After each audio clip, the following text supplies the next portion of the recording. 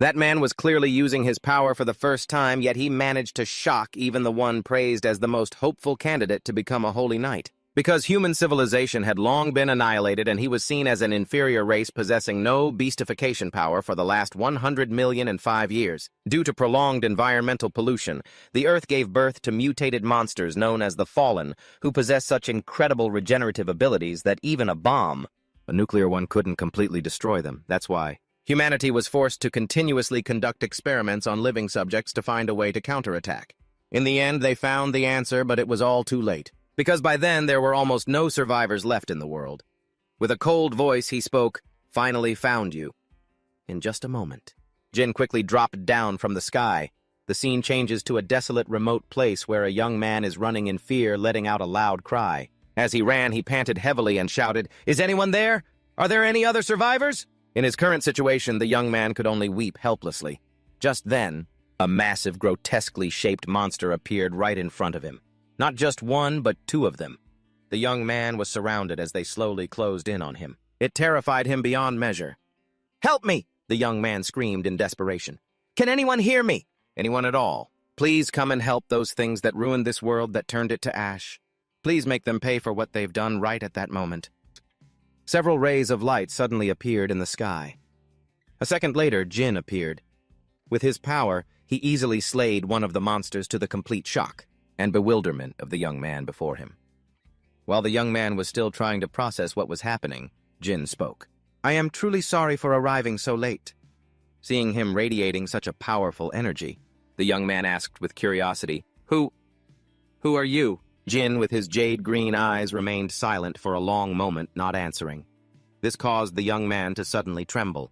With a faint smile blooming on his lips, he choked out, "Ah, that's right. At long last, we can finally take our world back." "Right?" His voice echoed through the silent emptiness, as faint as a breeze brushing across water. Jin replied coolly, "Yes, that's right, so please rest in peace now." The young man forced a smile, his eyes vacant, and said, "Thank you so much. Thank you." And just like that, he passed away right in front of Jin. A soft, faint sound was heard right after. At this, Jin's expression suddenly darkened his brows, furrowing in helplessness. Just then, a voice suddenly called out from somewhere, "Jin, you're a little too late." As soon as he saw this person before him, Jin coolly turned his head to look, then called out, "Kagura!" Kagura adjusted his glasses slightly and replied, he was likely the last survivor in this land. "Just give up, Jin. You need to face this grim reality." At Kagura's words, Jin could only lower his head, unable to respond, seizing the moment. Kagura stated with conviction, "The human race is truly extinct. They were born from prolonged environmental pollution, those disgusting mutated monsters, and all the Fallen. They possess a level of physical regeneration that is unthinkable. Not even nuclear weapons could wipe them out. However, we never intended to give up. By continuously conducting experiments on human bodies, we finally found a tool to fight back. But now there's no one left for us to save. Right." As he lamented, Kagura sighed helplessly. He watched the last person on Earth disappear, his voice echoing, "We really were too late." Jin tried to argue back, "There's still something worth protecting." Hearing this, Kagura was incredibly doubtful. "Do you really believe there are still survivors?" "Out there?" Jin brushed past him like a gentle breeze, replying softly, "Not exactly." With a smile on his lips, Jin stated firmly, "But in the future, the nanomachines you worked so hard to create, they also have the ability to heal the environment." "Right," Kagura replied, "that's right." Upon hearing this, Jin continued his analysis. "That nano-army not only neutralizes the regenerative abilities of the Fallen, but it also activates the process of restoring this planet. And then one day, this planet will reclaim its former beauty. And at that exact moment, a new civilization will surely blossom just as humanity once did." After listening to Jin for a while, Kagura couldn't help but find it hard to believe. "That sounds like some faraway fairy tale." Jin calmly explained, "For me, that is enough. Perhaps just that tiny glimmer of hope is more than enough. In Jin's thoughts, the power I now hold may become necessary in the future." Model, trusting in those two words, perhaps. Maybe that's the very key to saving the entire future. After watching Jin in the experiment chamber for a while, Kagura turned and left with the faint glimmer of hope she had left. Just being able to pass that chance on to the next generation is enough. Just then a voice suddenly echoed from somewhere. Hibernation system activated. 0. While monsters were scattered all over the earth, the system's voice grew louder and louder. 5, 2153, 376, 974, 1,384, 5,180, 8,492, 17,987. Following the system's count, the earth was gradually restoring itself. Meanwhile, the monsters grew weaker by the day. The numbers continued to rise: 32,416, 56,428, 84,524. And so the sun rose high as life began to sprout as birds soared through the vast sky. It was the dawn of the monsters' decline. 184,236, 246,578, 306,938, 562,487, 847,527. As the numbers increased, the earth gradually became lush again. Cute rabbits appeared. Horses grazed peacefully, a sight the earth had not seen for a long, long time. Meanwhile, the numbers continued to climb. 3,984,235, 5,525,469, 7,550,000, 192, 14,292, 14,250,000, 785, 25,402,437, 45,000, 756,249, 89,524,025. When the earth could once again see the sun and had blue seas and white sandy beaches, that was the story 100,000,005 years later. A notification from the system rang out. Access code confirmed. Beginning hibernation release protocol. The sound of hurried footsteps. Hakama's face was now beaded with sweat. Her whole family was escaping an attack from a red-eyed monster. In the current life-or-death situation, Denpu, running behind, cried out helplessly, "Is he really in a place like this?" Hakama affirmed with certainty, "He definitely is." Sandy, feeling hopeless, quickly cut in. "But if he's not here, we're as good as dead." Upon hearing that Hakama spoke up, "He really is here." As she finished her sentence, she clutched her necklace tightly. In the next second, Hakama's eyes widened with a solemn resolve as she declared, "Our guardian god is definitely present in this place." As she spoke, Hakama's group ran straight toward the old temple door right in front of them, panicked. The entrance was just inside.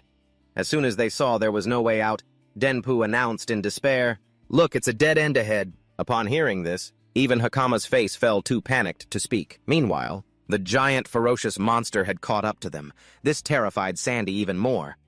What are we going to do now? While her two friends were huddled down, awaiting their fate. Hakama still clung to a fragile sliver of hope, pleading, "Please save us." As she shouted, tears welled up in her eyes. "Please save us, O guardian god!" Just as Hakama finished her plea, the experiment chamber instantly shattered. In a flash, a voice rang out, "Request received." It was accompanied by an immense surge of energy. That shot straight toward the monster, to Hakama's group's astonishment. With a single blow, the monster was obliterated.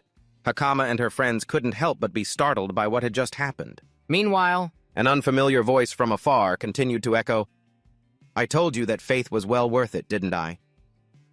A figure gradually emerged from the experiment chamber. That person was none other than Jin.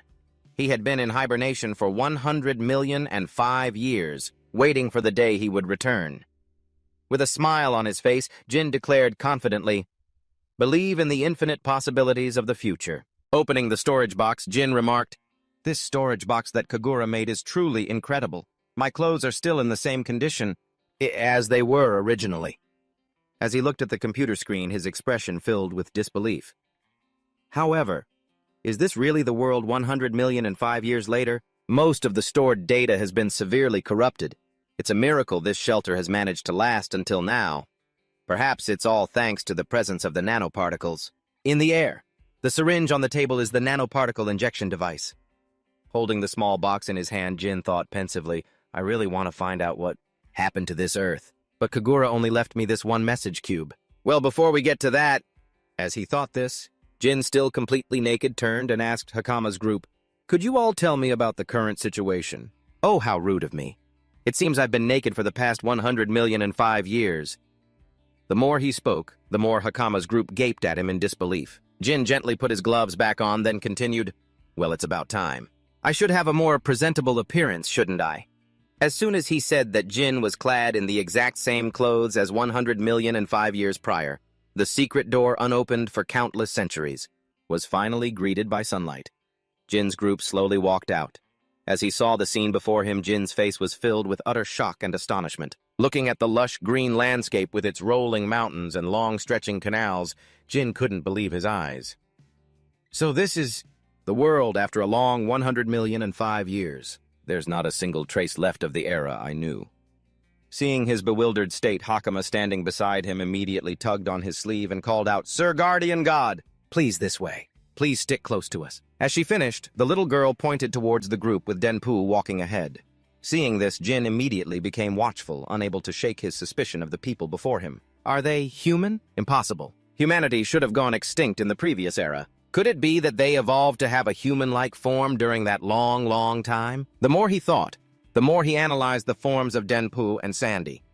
Meanwhile, as Hakama stared at Jin with a confused expression, he was still lost in his own train of thought. It's very likely they've been affected by nanomachines. The fact that they still use the same language from 100,000,005 years ago is the clearest proof. As the thought concluded, Jin smiled and introduced himself. I haven't had a chance to introduce myself yet. My name is Jin Shido. You can just call me Jin." Hearing this, Hakama replied, "My name is Hakama. You can call me Hakama, sir." Not far away, Denpu and Sandy quickly chimed in, "And I'm Denpu. I'm Sandy." After hearing them all, Jin couldn't help but wonder, "So what now? What do you all need my help with?" Pulling him along, Hakama explained, "We're almost there. We hope that you can destroy the invader out there." This filled Jin with questions. "An invader?" While the two of them were talking, Sandy's face suddenly turned pale. The boy, scared and trembling, screamed loudly. The moment they saw the village engulfed in smoke and flames, Sandy and Denpu were utterly stunned. "Our village!" As the words left his lips, Sandy could no longer contain his emotions. He ran straight ahead, crying, "Dad, Mom!" Hakama, standing behind, quickly tried to stop him. "Wait! Don't run so fast!" In this situation, Jin just stood there silently observing everything. Everything seemed to be just as he had predicted. Wooden fences, rows of houses also built from wood. It seems their level of civilization hasn't progressed much. As the thought crossed his mind, Jin followed Hakama's group deeper into the burning village. The moment she saw the scene before her, Hakama's face went pale. In an instant, the little girl screamed, "Grandma!" Her grandmother, who was also... The village chief was in a direct confrontation with a massive monster. As soon as she saw Hakama, she warned her worriedly, "Hakama, is that you? Why have you come back at a time like this?" Staring at the monster before him, Jin coolly thought to himself, so that's the invader everyone was talking about. It looks just like a fallen one. Could it be that in this era, they call them invaders? The village chief, helpless at this point, pleaded, "Get out of this area now." Hakama, of course, paid her no mind. Unleashing her own power, the girl declared firmly, "I'm not going anywhere. I'm staying to help you." The moment he saw the energy flowing through the girl, Jin was slightly startled, thinking to himself, "This reaction. It's time for me to verify my theory." As the thought ended, he swiftly rushed forward. With a single blow, Jin easily sent the monster flying. As he held the village chief in his arms, Jin politely offered, "Allow me to intervene for a moment." In that instant, Hakama seized the opportunity to charge forward. As he saw the girl using her power to attack the monster, Jin praised her aloud, "Excellent, go for it." Hakama gathered power in the palm of her hand, then struck directly at the monster. The force exploded, causing it to stumble back a few steps in pain. Only when he saw the monster's corpse lying on the ground could Jin confirm with certainty in his mind, it really is the regeneration inhibiting mechanism from the microparticles, the fallen one's cells, and show no signs of recovery. Did that girl manage to control the nanomachines in the atmosphere? Normally only those with a compatible physiology can do that. But as he thought this, he wondered aloud, that fireball, can everyone in this era do that? At his question, the village chief couldn't help but feel a bit suspicious. This era? What do you mean? Nevertheless, she still answered Jin's question. No, only a small number of people have that ability. They are the ones who possess divine power. Including myself, there are only 4 such people in this village. This took Jin by surprise. Divine power. The next second, he was again lost in thought. So that's what they call the energy to control nanomachines. Just then, Hakama suddenly ran towards the village chief. She asked with a face full of worry, "Grandma, where is everyone else in the village?" The village chief calmly replied that she had already evacuated them all. But more importantly, Why on earth did you children come back here? The moment she said that, her brows furrowed in despair. This village is finished. The monster from before was actually just a newborn hatchling. We're completely helpless against the real adults. Before long, a swarm of those creatures will pour in and wipe out this entire village. Just as her lament faded, another voice rang out. Grandma, could you try being a little less cowardly? Seeing the person who had spoken, the village chief called out, Shax. Meanwhile, Shax spoke nonchalantly. The invaders are nothing special. I'll tear every last one of them to shreds. The village chief asked anxiously, Shax, where have the villagers been taken? Shax replied, I personally led all of them to the shelter. Hakama gently ran over, softly, calling out, Father. Seeing his daughter, Hakama's father smiled and asked, Hakama, I was worried sick when I didn't see you at the shelter. Where on earth have you been? Hakama answered clearly, I went to the sealed door. At the little girl's reply, the village chief was, of course, utterly horrified. Hakama, you have some nerve! How dare you enter that forbidden land? Hakama, frightened and flustered, replied, Grandmother once told me that our village's guardian deity is sleeping behind that door, and if the village were to fall into peril, he would surely appear to save us. The moment she heard this, the village chief immediately followed Hakama's gaze to Jin, looking at him with curiosity. Is this him? He doesn't have the air of a god at all. Besides, cutting off her train of thought, Shax suddenly scoffed mockingly. Give me a break. This lowly species is supposed to be a guardian deity. Stop spouting such nonsense in front of me. Upon hearing these words, Jin frowned in annoyance and retorted, Lowly species. Sandy tried to approach Shax to explain, Brother, this person really is our guardian deity. The more he listened, the more confused Shax became. What I was wondering where you went. Turns out you were with Hakama. As soon as he finished speaking, Shax walked right up to Jin and sized him up with a contemptuous tone. Look at his ears. He's just a lowly being with no beast folk characteristics at all. He probably just happened to be wandering around there, and you all gravely misunderstood him. Seeing Shax's analysis, Sandy quickly retorted, No, we weren't mistaken. He defeated one of the invaders with his own hands. Shax let out a loud, amused laugh. You mean that youngling from before? I could have finished that thing off in a single blow. As he said this, he brazenly pointed the tip of his blade straight at Jin and threatened coldly, Listen up. This is an internal affair of our village. We don't need some lowly outsider interfering, that's what I mean. Don't you dare interfere! As soon as he finished, Shax brushed past Jin like a gust of wind. Seeing him leave, Hakama's father couldn't help but ask, Wait, Shax, where are you going? Shax replied, Isn't it obvious? I'm going to annihilate that giant monster. The rest of you can just stay here and tremble, Shax said with a contemptuous tone and expression. This made the village chief feel utterly helpless, and she immediately chided, That fool! You could save your own life if you just ran away right now. In the current situation, Jin just silently watched the show. The village chief slowly approached him and spoke gravely. All right, I don't know who you are, but regardless, thank you for helping the children. If you don't mind, could you please take these kids to the shelter with my son? I have to go after Shax and stop him and play this one last gambit. Upon hearing this, Hakama, filled with worry, cried out, Grandmother! Jin paid no heed to the request, coldly retorting, which made the village chief pause. I refuse. I have my pride. I can't just stand by while he calls me a being. So just let him go get himself killed. With a resolute tone, Jin simply turned and walked away. He left everyone stunned and surprised. As dusk fell, the alpha monster appeared outside with its enormous body and tough scales. Model, it slowly advanced step by step. Just then, a figure suddenly appeared, spear in hand, as his voice rang out, Hey, you beast! Releasing his power, he declared with absolute certainty, I am the one who will bear the fate of this nation. On the shoulders of a warrior destined to become a holy knight, is an invading creature of this level really all you are? I'll show you that I'm strong enough to take you down without anyone's help. As soon as the words left his mouth, Shax, brimming with lightning power, charged straight at the leader. This, of course, caught the attention of the smaller ones.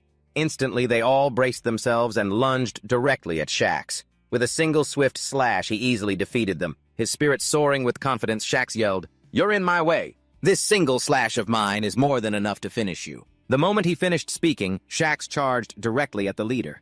He then leaped high into the air and shouted, Take this! In an instant, Shax landed a decisive blow on the large creature's body. Blood spurted out, making Shax feel even more thrilled. The leader screamed in pain, however. Very soon after, it healed its own wound.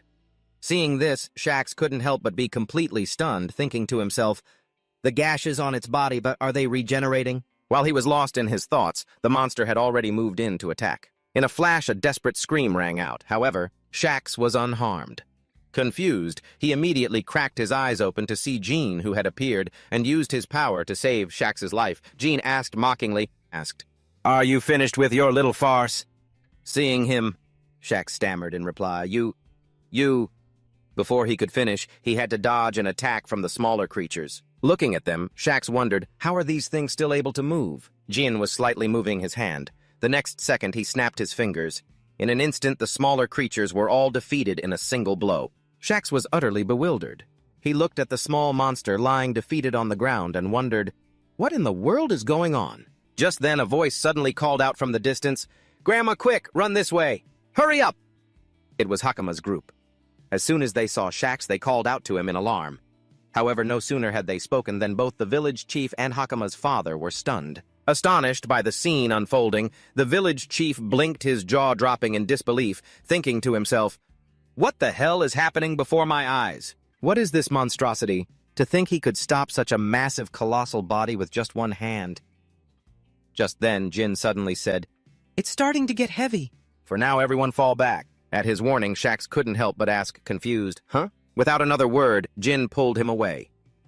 Just as expected, the monster lunged towards them, leaving Shax even more dumbfounded. After being saved by Jin, he immediately asked, "What in the world are you?" Jin calmly replied, "Those creatures can regenerate instantly no matter how much damage you inflict. That's why we have to use nanites to block their regenerative abilities." The more he listened, the more confused Shax became. No, what? Jin stood up slowly and explained further, "It's what people like you call divine power. Your last attack wasn't bad. Unfortunately, it was too shallow to activate the regeneration blocking effect." With a bewildered expression, Shax asked, "Are you really the guardian god from the legends?" Jin casually replied, "I'm no god. However, there's one thing I need to make clear to you. You claimed this was a private matter for this village." "Right," Shax stammered in agreement. "That's right, that's why I—" Before he could finish, Jin cut him off. "You're gravely mistaken. In reality, this is my own personal problem." Just then, the monster, having quickly returned to its full vitality, charged straight at him. With his agile body, Jin easily dodged every blow, meticulously observing it as he calculated his next move. "First, I'll lock down all of its movements." As soon as the thought crossed his mind, he flicked his hand, detonating a small tendril. In an instant, it spread out across the monster's entire body. This caused it to cry out in extreme pain. While Shax stood there, jaw agape at the sight, Jin continued to speak. "These abominations are monsters, born from our own foolishness. For that very reason, and I, a survivor from the era of 100,000,005 years ago, must take responsibility for ending this mess with my own hands." The moment he finished speaking, Jean gathered lightning in his hands, preparing to attack. This made Sasha even more incredulous and doubtful. "I don't completely understand what you're saying. But can you really do it?" Jean affirmed with absolute certainty. "Of course I can, because I am.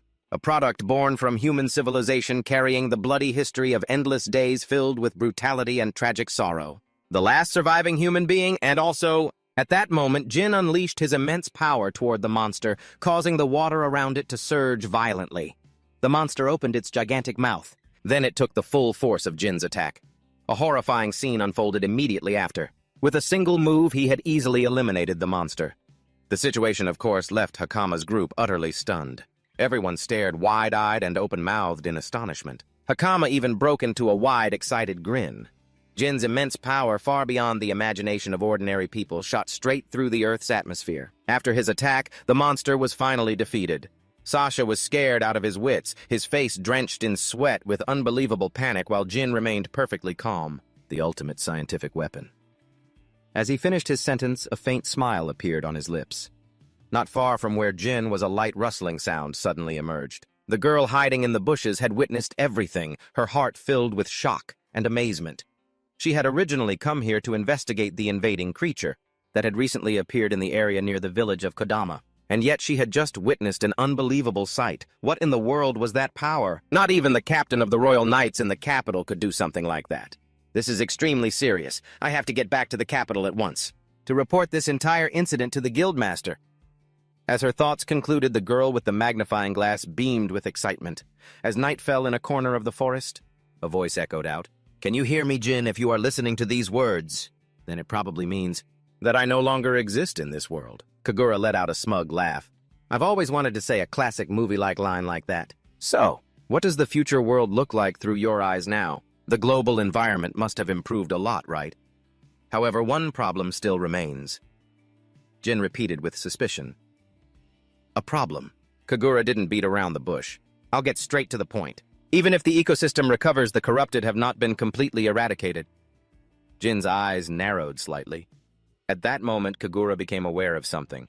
"I started noticing something was wrong about a millennium after you began your hibernation.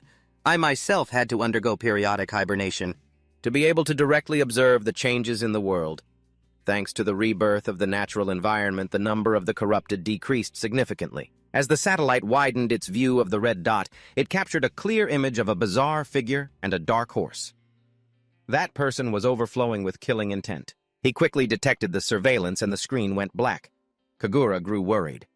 Along with the changes in natural conditions, evolved variants of the corrupted will have begun to appear. I'm not sure in what direction they will evolve, but they will certainly become an immeasurable threat. All I could do at that time was prepare the newly born life forms with enough capability to fight back against those monsters, even if it's just a little bit, and at the same time leave behind a backup source of power just for you." At this, Jin subconsciously put his hand in his pocket. "Power." He held the syringe, unable to hide his suspicion. "You mean this thing right in front of me?" Kagura's voice continued. "Once you activate it, the nanomachines will automatically guide you on how to operate them through the process of body enhancement. You are the only individual who is perfectly compatible with the nanomachines and can wield this power." After injecting it, the object in Jin's hand vanished, leaving him a bit taken aback. Suddenly, a dagger appeared in the palm of his hand. Jin began to realize. So this is the ability to create matter, and by reconfiguring the structure of nanomaterials. This thing is really useful. Kagura added proudly, "I have hidden similar upgrade power sources in secret research facilities scattered across the planet. I didn't leave them in one place. As a precaution. If they were to fall into the hands of the corrupted, it would prevent them from all being destroyed at once, and also because I wanted you to personally go and explore the vast world out there." Kagura spoke honestly. "I can't predict the level of danger the corrupted will pose in the distant future. However, compared to the ruined world of the past, things must be much better now." Nearby, Agos reined in his horse when he heard a strange sound. That's the sound of hurried footsteps. The footsteps belonged to that brown-haired girl. Thanks to the peace and quiet, the town was already fast asleep. Here and there, the faint light of candles could be seen from those still reading. Kagura smiled reassuringly at Jin. "For now, let's just enjoy this new world, okay?" Just then, the screen flickered, revealing an elderly figure. "I won't be able to be by your side to witness that with you." Jin couldn't hide the shock in his eyes. The old Kagura left one last message. "It's all up to you now." "Jin?" The box returned to its original shape as Jin fell silent. "I understand now." Just then, two small figures ran up to him. "Lord Guardian!" Hakama exclaimed, overjoyed to see him. "So this is where you were." Denpu, looking exhausted, told Jin, "Everyone's been frantically looking for you." The two of them clung to his arm, pleading, "Please, you have to come back now. The party can't possibly start without the guest of honor." Suddenly, Jin tensed up. The thing that had just caught his eye was hanging around Hakama's neck. "Is that the access key to the research institute?" Letting himself be dragged along, Jin asked the little girl. "Hakama, where did you get that pendant?" Hakama touched the key, looking puzzled. "This," the little girl answered honestly. "My clan received it from a great sage a very, very long time ago. It's a protective charm that's been passed down for many generations. They say that if the village is ever in grave danger, this will lead the guardian deity to us, to protect us." Jin smiled gently upon learning this new information. "So that's how it is.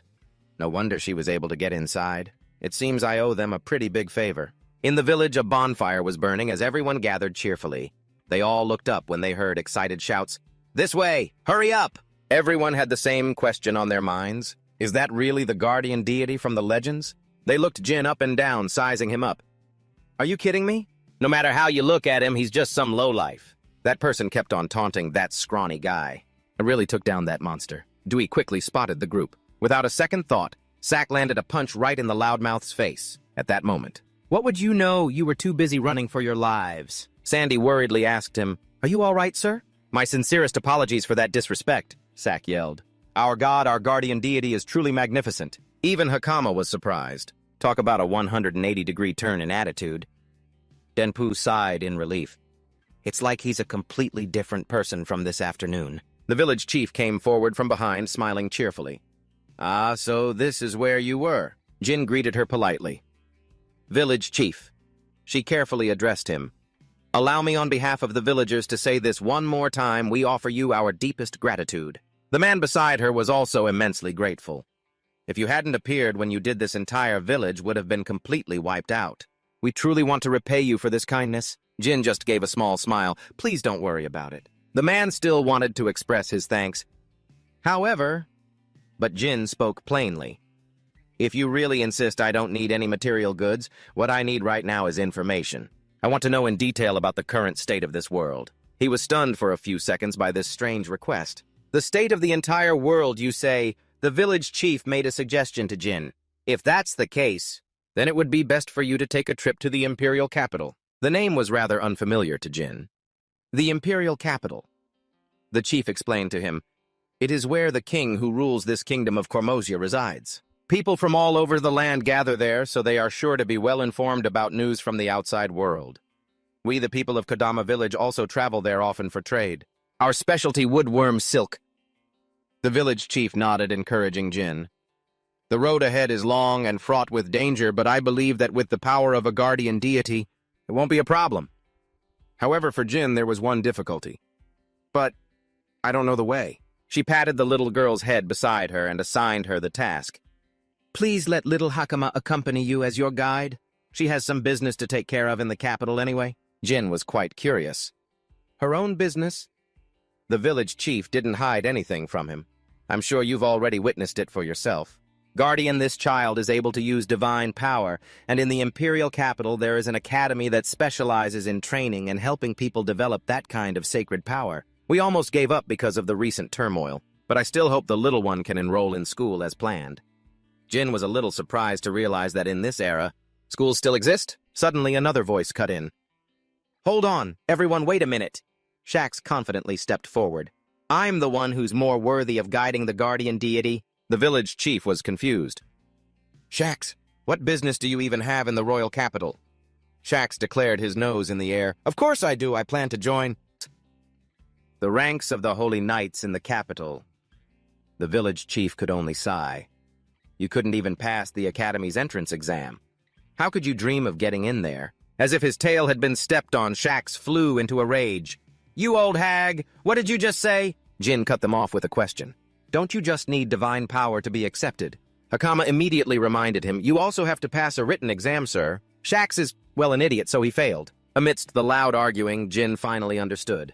Ah, so that's how it is. He seriously considered it. The Holy Knights, huh? Sounds interesting. I'm starting to get curious myself. Elsewhere, Agos had just received a report. A giant invading monster appeared in Kodama village, and it's already been defeated. The girl affirmed with a certainty, that is absolutely correct, sir. However, he asked again, is everything you're telling me the truth? The girl hastily confirmed, I swear it's true, sir. In fact, I was on my way back to report to the guildmaster. This information made Agos fall silent. I thought it couldn't be defeated without a holy knight. That's why I came here on my own without waiting for orders from the guild. I can't believe someone already took care of it, the girl exclaimed happily, not noticing a foot approaching nearby. Anyway, I never thought I'd meet a holy knight in a remote place like this. What a coincidence. A monster suddenly appeared as if to pounce on her. Agos reacted instinctively, and finished off with the monster to the girl's horror. The creature's sudden appearance made him believe her story a little more. If what you say is true, then this is getting very interesting. A sense of anticipation grew within Agos. I myself am starting to get excited to meet this person. The sun rose higher, its gentle light spreading, bringing a fresh and peaceful morning to Kodama village. Jin stepped outside, taking in the warm scenery before him. He couldn't help but exclaim, "What a beautiful morning!" The air was so fresh and pleasant. Before him was a scene of green mountains and birds flying high above. It made Jin feel that he never expected to witness such a sight with his own eyes. He raised a hand to his forehead with a hint of regret. If only Kagura could see this too. Just then, San approached from behind holding some clothes. Sir, guardian deity, The boy looked at the completely bare body before him and offered, "These clothes, please put them on." The scene shifts to Jin's departure from the village. The village chief and a few others stood around Hakama. She looked at the little girl and advised, "Hakama, remember to do a good job in your role. And as a guide, okay?" The little girl replied politely, "Yes, I understand." Shax, turning his face away, spoke with annoyance. "And here I thought I'd have a chance to learn so much from the guardian deity." The village chief sighed in response. "First, you need to focus on your studies." Hearing this, he snapped, "Shut up, old woman." Seeing this, Jin, who was nearby, offered some encouragement. "You're Shax's right. Your movement techniques yesterday weren't bad at all." Shax's face suddenly flushed red with surprise. Hearing Jin add, "I'll be waiting for you in the royal capital," he burst with excitement and shouted, "I'll definitely be there. I'll study as hard as I can," he yelled. Hakama's father came forward to shake Jin's hand, entrusting his daughter to him. "Guardian deity, please take care of Hakama for me." Then he bent down, placed his hands on the little girl's small shoulders, and said, "Hakama, just make sure you stay healthy, okay?" The little girl replied, "Yes, father." After saying their goodbyes, Jin and Hakama waved. "Well, then we're off." And so the two of them, one big and one small, set off together. He and the little girl walked along the nearby stream. The sky began to turn pink.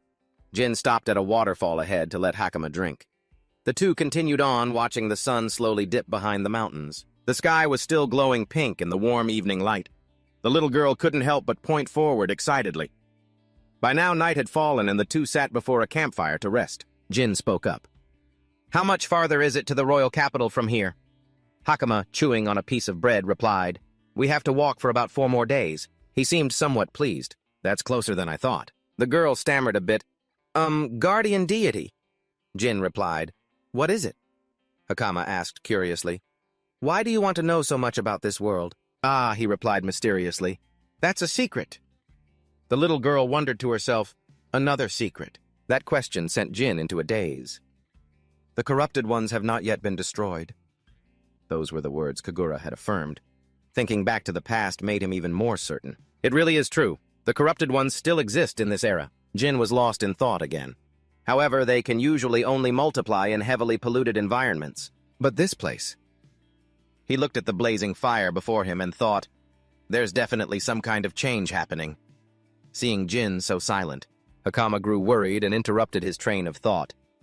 "Guardian deity, you look really scary right now." Hearing that, he replied, "My apologies, I was just lost in thought." Jin stared at the little girl thinking, at least there are still humans living in this era. Humans who aren't controlled by the corrupted ones.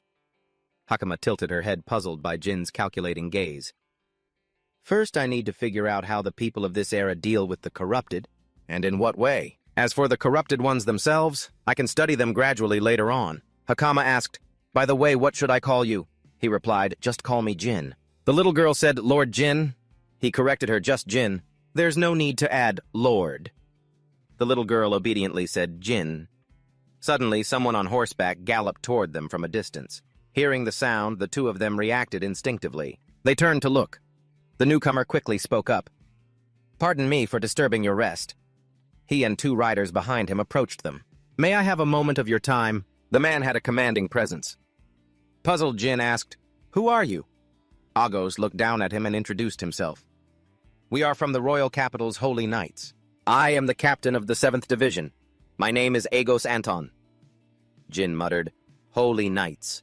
He wondered to himself, could these be the people she mentioned earlier?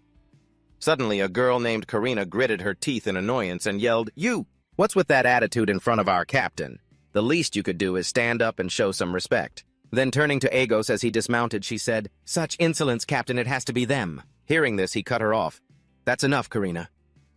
Agos approached Jin and gestured, "Please forgive my rudeness for speaking to you from horseback.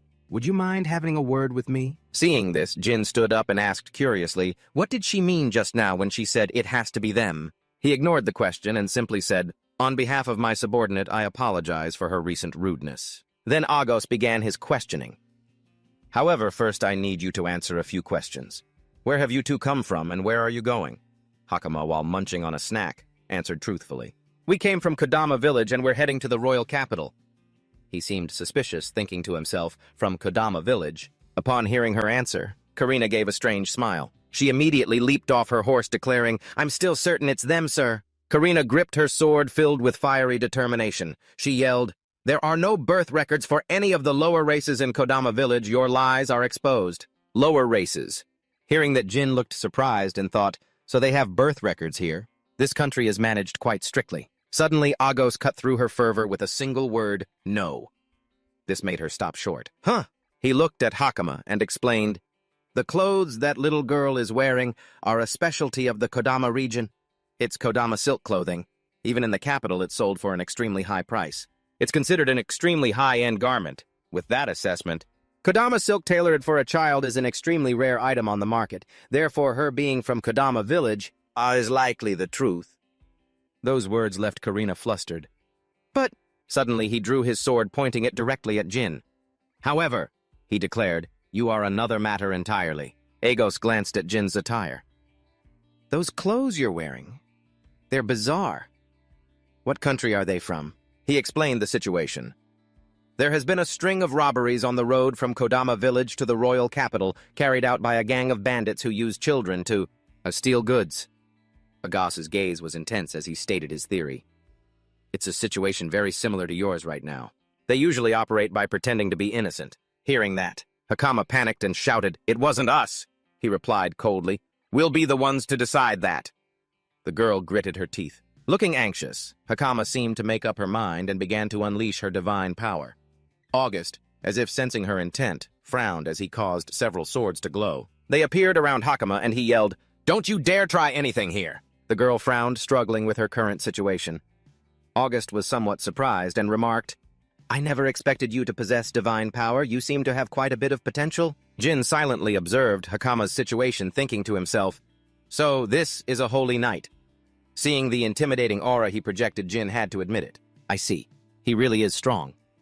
August, with the same attitude, questioned Jin, "Answer me now. Where are you from, depending on your testimony?" Well, he threatened, "It will determine whether or not I strike your head from your shoulders right here on this spot." Jin remained silent, his expression slowly changing at the man's unpleasant words. August pointed the tip of his sword at Jin and demanded, "Answer me. Where did you really come from?" "What you are about to say." He narrowed his eyes, staring intently at him, never letting his guard down. "We'll decide whether you keep your head or not." Despite the threat, Jin was unmoved, maintaining his silence. His face darkened, his gaze as sharp as a blade. August's presence was no less imposing, his eyes fixed firmly on his opponent. Faced with his persistence, Jin could only sigh in resignation. "I'm from Kodama village." The moment she heard this name, Karina, standing behind August, immediately flared up. "What? That's clearly a lie." Ignoring the girl's suspicion, he accepted Jin's words and sheathed his sword at his side. "I see." This left the girl confused. "Wait, Captain." August turned to Hakama, who was standing before him, to verify the information. "You're not lying, are you?" The girl affirmed it with certainty. "Jin really is the guardian deity of our Kodama village." He was a little startled to hear this. A guardian deity, but he didn't press further. "So that's how it is." Seeing August preparing to leave, Jin was a bit surprised. "Are your questions finished?" "Yes." He jumped onto his horse, looking apologetic. "I still have matters to attend to. I hope you two can forgive my rudeness just now." But Karina wasn't ready to let Jin go, yelling, "Oh, Captain!" Ignoring her shouting, August asked Jin, "Are you two also heading towards the capital?" "Yes, we are." "I see. Well then, we will surely cross paths again." He expressed his goodwill, offering to help. "In the future, if you run into any trouble, just come find me. Consider it an apology for today's incident." Karina yelled again, "Captain!" August spurred his horse to leave. "Well then, I'll take my leave and not bother you two any longer." The girl was dumbfounded and confused by his actions. "What is this? Are you serious, sir?" The girl called after him, "Captain, wait for me." Jin watched the two of them leave and could only give a wry smile. The scene changes to the army led by August moving towards the capital. Karina couldn't stop questioning him about what had just happened. "Why did you choose to withdraw, sir?" She waved her arms about incessantly as she questioned him. "No matter how you look at it, that commoner is extremely suspicious." August remained silent, lost in his own thoughts. "A commoner, you say?" He finally spoke up. "One has to wonder who was truly the weaker one there." Karina was confused by August's words. "What do you mean Rhea riding beside them also agreed?" "He's right. This made the girl even more confused. "You too, Senior Rhea?" She tilted her head slightly, looking at Karina. "You didn't realize it," Rhea recalled that moment. The power radiating around Jin was incredibly strong. The vast difference in strength between us and that man. August continued, his expression grim. "I tried to make a move 2 or 3 times, but—" He recalled the moment he pointed his sword at Jin. The blade in August's hand was completely unable to move. Meanwhile, Jin just casually put his hands in his pockets, using his power to stop the sword. The battle's outcome was decided before it could even begin. He had already countered before I could even flinch. Dia looked worriedly at August. "Captain, sir, did you use your holy power?" "Yes, I did." His admission startled Karina. "I couldn't even activate it." At that moment, August had intended to use the same trick on him as he had on Hakama. "I intended to use the same power I used on that girl, but the spirits refused to lend me their strength." Rhea had to admit, I was in the exact same situation. Only then did Karina belatedly realize. "That means," August continued, "it also means that the disparity in holy power between us was just too great to be able to perform such a feat." His expression darkened. Realizing the gravity of the situation, he continued, "In fact, in this entire order of knights, perhaps only the Grand Commander would be strong enough to match him." Karina and Dia were both startled to hear this. The girl gritted her teeth, blaming herself. I didn't sense anything at all." August was completely understanding. "That's simply because that man is an anomaly. Besides, you've only just joined the squad." People were buzzing, wondering if that's the guy who defeated the invading monster. Most likely. Karina still wasn't at ease. She didn't want to give up so easily. "Are we really just going to let them walk away like that? Isn't that too dangerous?" Agos replied helplessly. "I don't know who they are, but they don't seem to have any ill intent. For now, let's just observe them quietly." Putting that matter aside for a moment, he turned his head to remind everyone, "All right, let's head back to the capital. We've dealt with the monster invasion sooner than expected, but we can't be away any longer. I'll hand over the bandit case to the association to handle." "Understood, sir." Rhea turned to advise Karina. "After what happened today, you should focus more on training your character rather than just your strength." Walking ahead, Agos was lost in thought. The guardian deity of Kodama village. While he was thinking, his troops had already approached the capital. If that person becomes our ally, Agos wanted to seize this opportunity. They could be the key to solving the most difficult problem this kingdom is facing. The scene changes. Jin and Hakama are also marching towards the capital. He remarked, yesterday was quite an interesting encounter. He wondered if all the knights in the capital possessed such formidable strength. The little girl denied it. "No, they're a special case." Hakama could recognize them immediately. Holy Knights. They're an elite group carefully selected from the best of the Knight Order. And those two are among the most outstanding in that elite corps. She couldn't stop praising their strength. Their speed at summoning spirits. No, I should say their spirit arts are on a completely different level. Jin was a little confused. Spirit arts. Hakama explained, "It's the art of summoning spirits from the elements and borrowing their power." He nodded. "I see. So they call nanoparticles spirits." He thought to himself as he walked in this era, science seems to be nothing more than a fantasy. Suddenly, Jin remembered the image of an aggressive Karina pointing her sword at him, cursing, "You low-life trash." He sighed.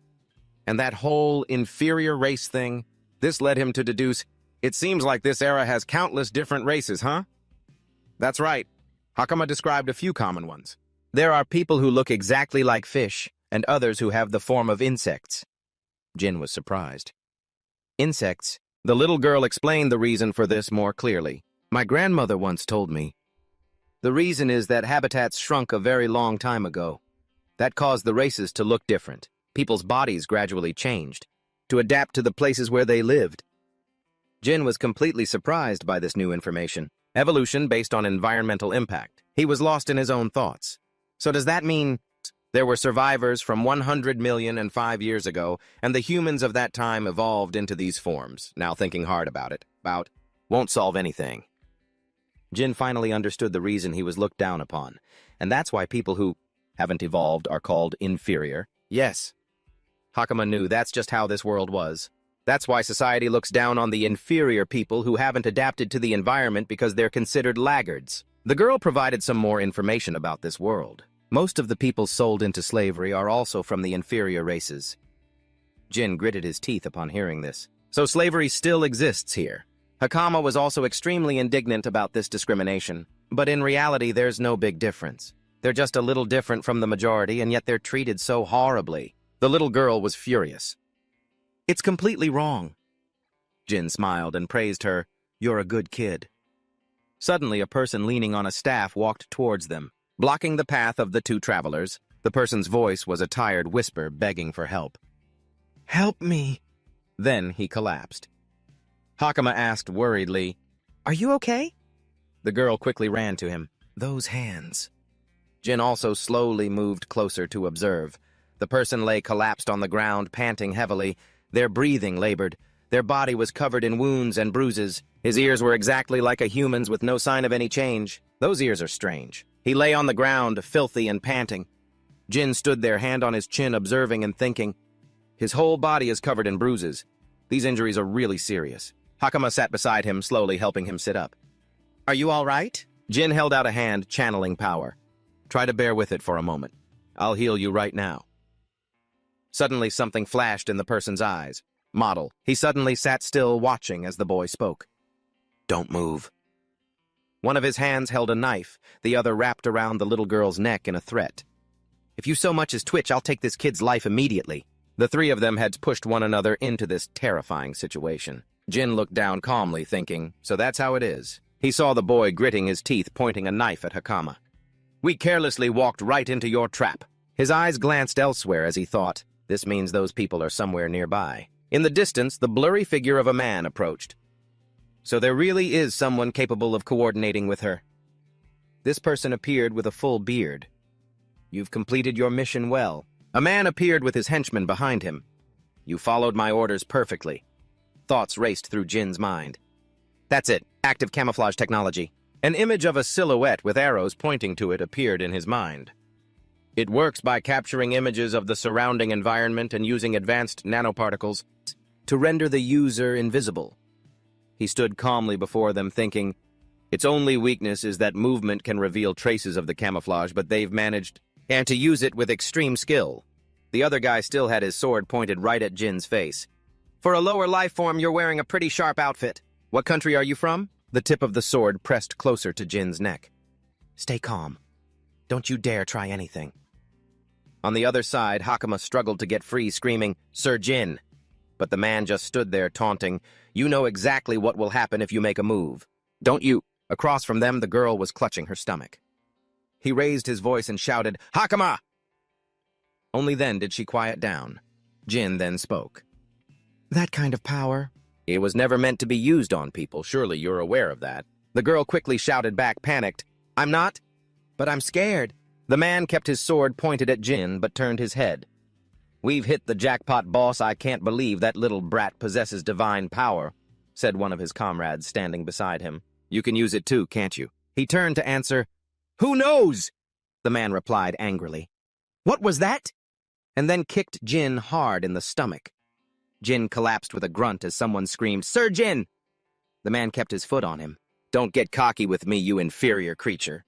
The other guy stood before him.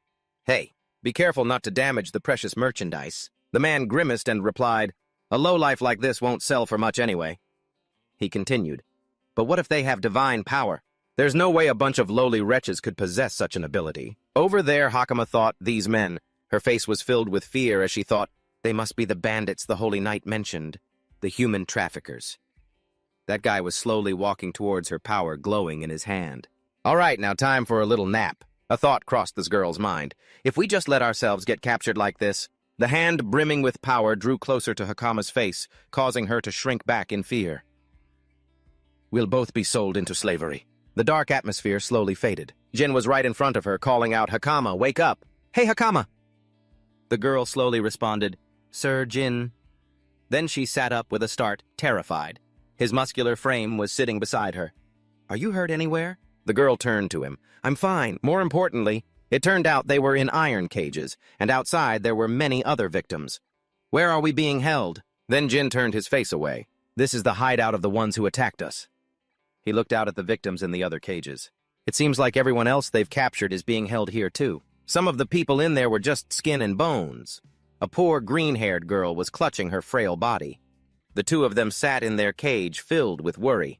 Hakama then looked at him. "But why are you naked, sir?" Jin lowered his head and closed his eyes. "They stripped me of my clothes. They must have found them too strange. Luckily, they left me my shorts." The girl sat there stunned. "You don't seem worried about it at all." He looked away. "Well, for most of my previous life, I was naked all the time anyway." The girl looked at him with an innocent expression.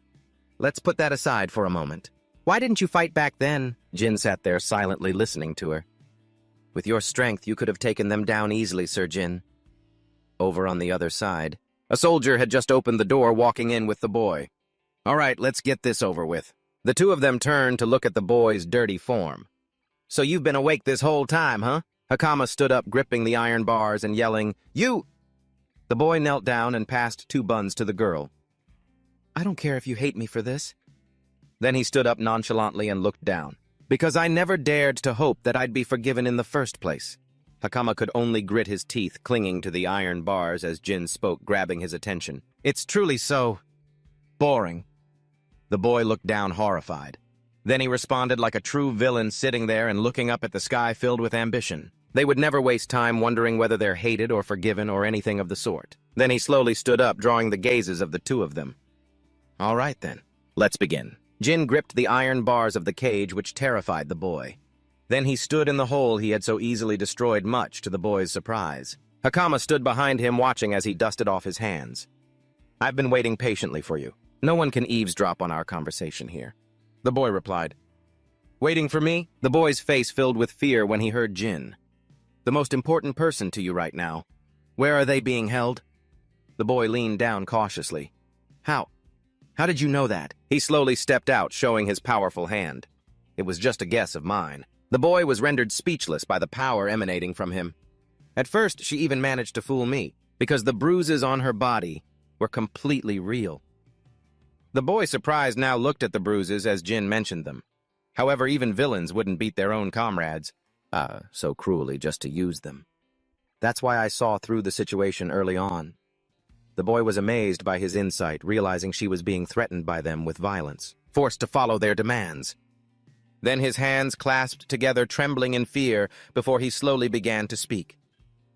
"My younger brother, they took him," remembering the painful moment they were torn apart. "And my parents," he shouted with bitterness. "Those bastards brutally murdered them both." His hands clenched his shirt as tears streamed down his face. "So I have to protect my brother's life, no matter the cost." Hakama stood behind Jin, watching him clench his fist as he listened to the boy. "That's the only reason I did it." A terrifying look appeared on Jin's face as he heard of their crimes. "What scum!" The little girl next to him looked up at him. "So did you let the bandits capture you on purpose just to rescue them?" He replied, "That was part of the plan." But he continued, "Villains are inherently stubborn and persistent. They're no different from stubborn grease stains." Another question arose. Grease stains. A guard was standing by the door. If you miss even one and let them escape, they will multiply and continue to cause more disasters. Those words rang out, making the guard look over in astonishment. That's why if you decide to eliminate them. Then right after that, Jin kicked hard from behind, sending both the door and the guard flying. He grabbed onto the doorframe he had just destroyed, his hand gripping it tightly as he stared with a terrifying face. You have to pull the weeds out by the root, leaving no trace behind. You must wipe them out completely and mercilessly. When it comes to scum like them, I understand them better than anyone. 1 billion years ago, in a bustling low-class city, a young, grimy Jin appeared looking at a news broadcast about the successful arrest of a drug lord. I was the same way. I always yearned to enact justice. A car stopped behind him as he stood in the street. Footsteps appeared right behind Jin, but I soon realized something. His eyes glanced calmly to the side. A world that still needs justice. 3 menacing thugs were standing there. Is actually just full of dregs like humanity, and they're multiplying everywhere. The leader, a cigarette in his mouth, lifted Jin up. If only I could have lived a normal life, that would have been ideal. But at that moment, his face was expressionless. But the circumstances I grew up in didn't allow for that. He was still in the man's grasp, so not long after, Jin simply raised one hand and bent the man's arm to the side. I crushed them. Then he stomped his foot straight onto the man's stomach, trampling him without mercy. Growing up, he remained just as strict, continuing to destroy them. Jin sat nonchalantly on the pile of people he had wiped out. I just kept on cleaning them up. Suddenly, someone stood before him as he sat on that mountain of bodies. Until one day someone said to me, this made him startle and scowl. Kagura reached out his hand as if to grab him. You were born in the wrong world? Returning to the scene from the last chapter, Jin was dragging a man across the ground. Two guards stood there, gritting their teeth and backing away, stammering, Stop it right now. Many other soldiers were already lying strewn across the floor. What in the world do you want? He kept asking as more of his comrades fell around him. How did you even manage to get in this far? Jin gave a terrifying smile right after. He immediately threw a man straight at them. The guard stood there catching him in stunned horror. Then Jin rushed forward swiftly, launching an attack, but the guard could only stand there and watch in fear. A punch from Jin caved the man's face in as a voice from behind shouted, You bastard! Who the hell are you? He sat on the floor on the other side, cradling his comrade in his arms, terrified. The people locked in the iron cages had been freed. Pawaru looked clearly worried. That scream was... She wondered aloud hastily and fearfully, turning to ask, What kind of person is your companion anyway? A god. Hakama turned and answered calmly, He's a guardian deity. Yes, a god. The little girl looked up and said confidently, Just leave it to Sir Jin. He'll take care of everything just fine. The little girl turned to look as they prepared to leave. For now, just do as Sir Jin said. Get everyone out of here. Pawaru seemed worried, thinking, Are we really going to make it out of here alive? She gritted her teeth in hatred as she thought of him. But that bastard. He possesses an immense amount of holy power. There's no way he can win against him with brute force alone. Just then, that guy was on the ground, panicking. Wait. Jin grabbed another man's head, holding it in front of him. What is it you're craving, huh? Money, right? The man laughed. Was it fear? No. He pointed directly at the boy sitting in the iron cage. Or perhaps you want a slave. As he spoke, he looked at the pitiful boy, his younger self. If that's the case, I'll offer you as many as you like. Jin glanced over without a word, then shoved him straight to the ground. Red syrup splattered out. Are you done spouting all your nonsense? The man sat there sweating and thinking, What in the world is happening? The man looked at him with terror, thinking, Why is my divine magic so useless? Jin took a menacing step closer to him. The man sat there gritting his teeth, thinking, What kind of monstrous power does he possess? As he approached, Jin said, You're just a second-rate villain. The man was still listening to what he said. The real pros would have run away immediately. Jin looked down and frowned.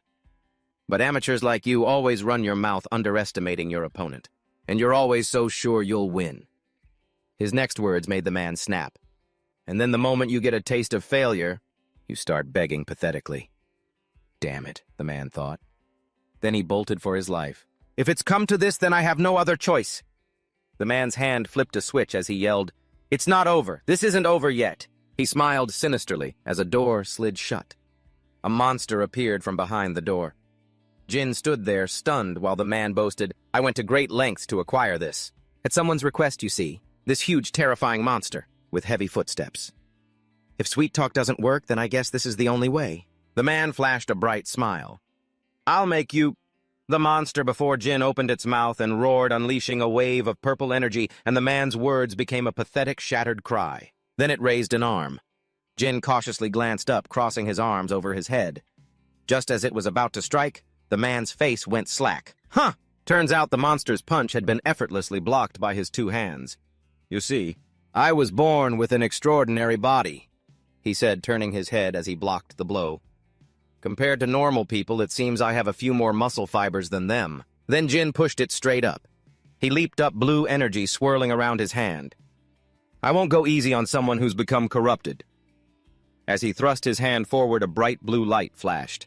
And I'll be using my divine power too. Instantly, the monster melted into a puddle on the floor. It terrified the man to his core.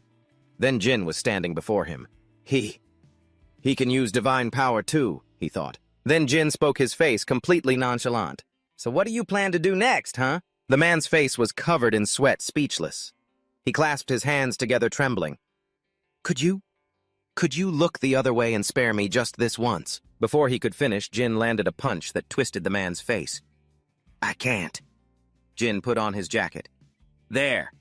He turned and walked away, leaving the man on the floor. He sat there thinking, found my outfit. He then looked over at the iron cage with 4 children inside.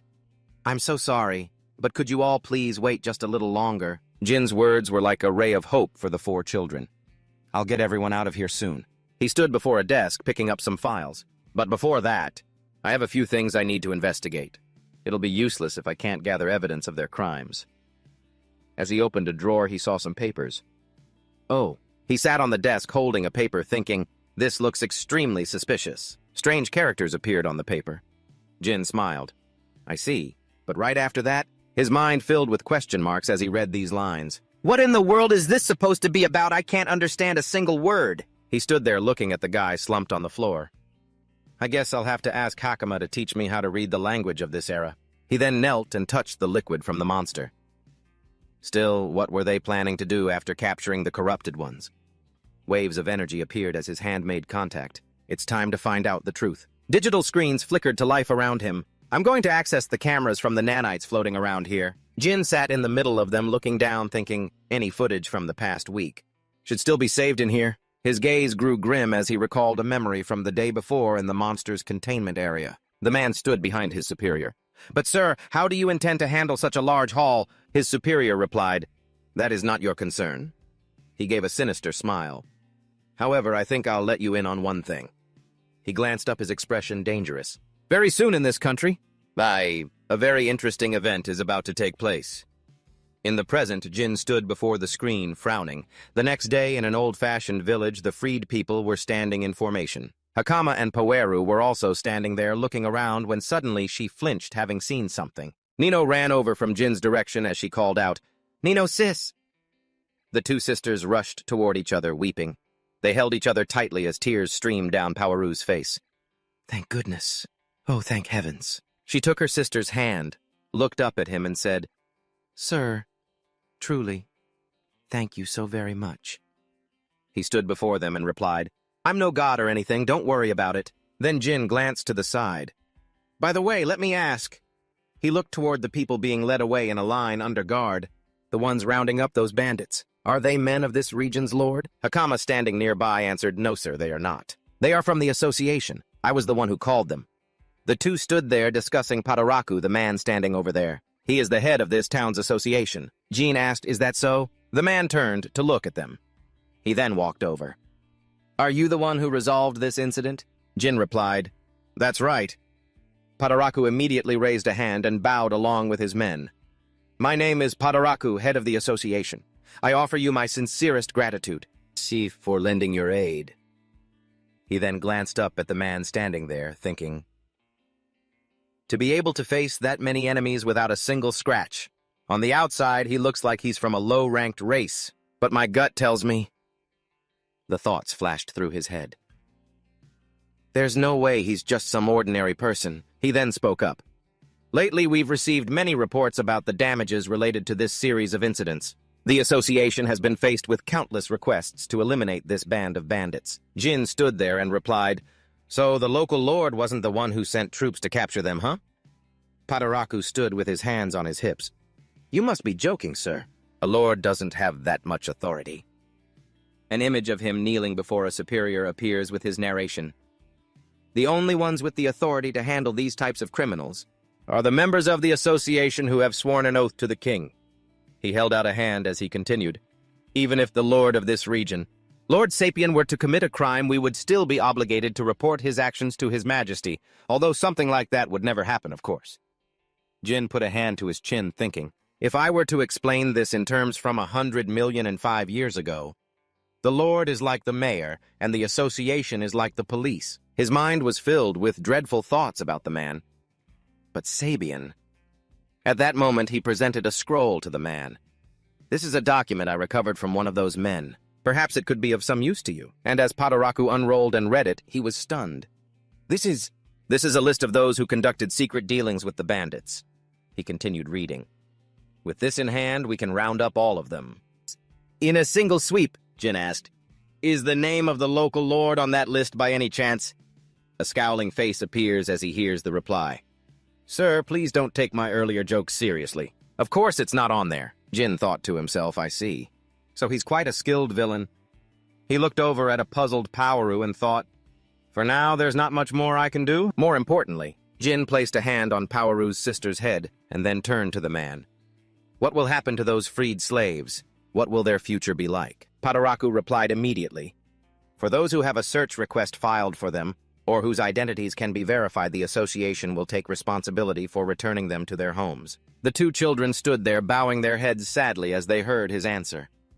However, for those who don't fall into either of those categories, there is truly nothing we can do for them. Jin stood there thinking, if I remember correctly, these two lost both their parents.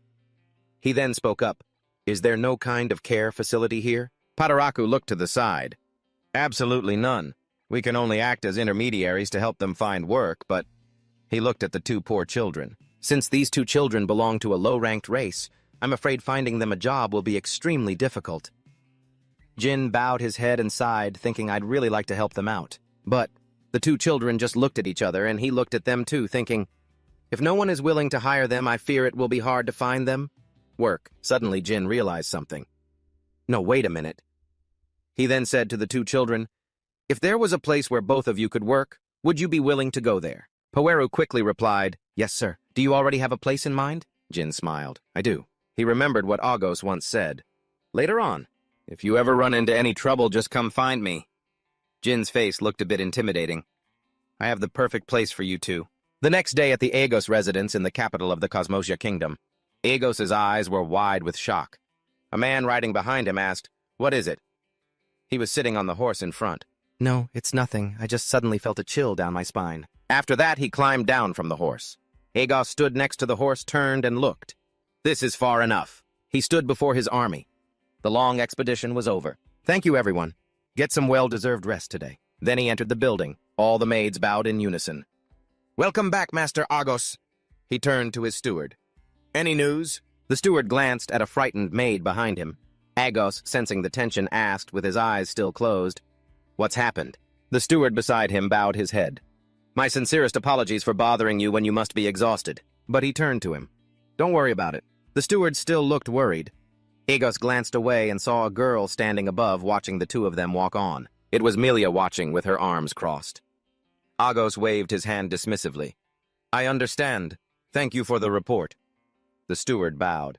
It was my duty, sir. He ran a hand over his head and sighed, thinking to himself, the situation is worse than I imagined.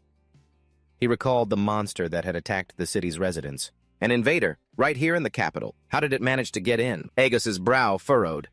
No. Someone must have deliberately let it in.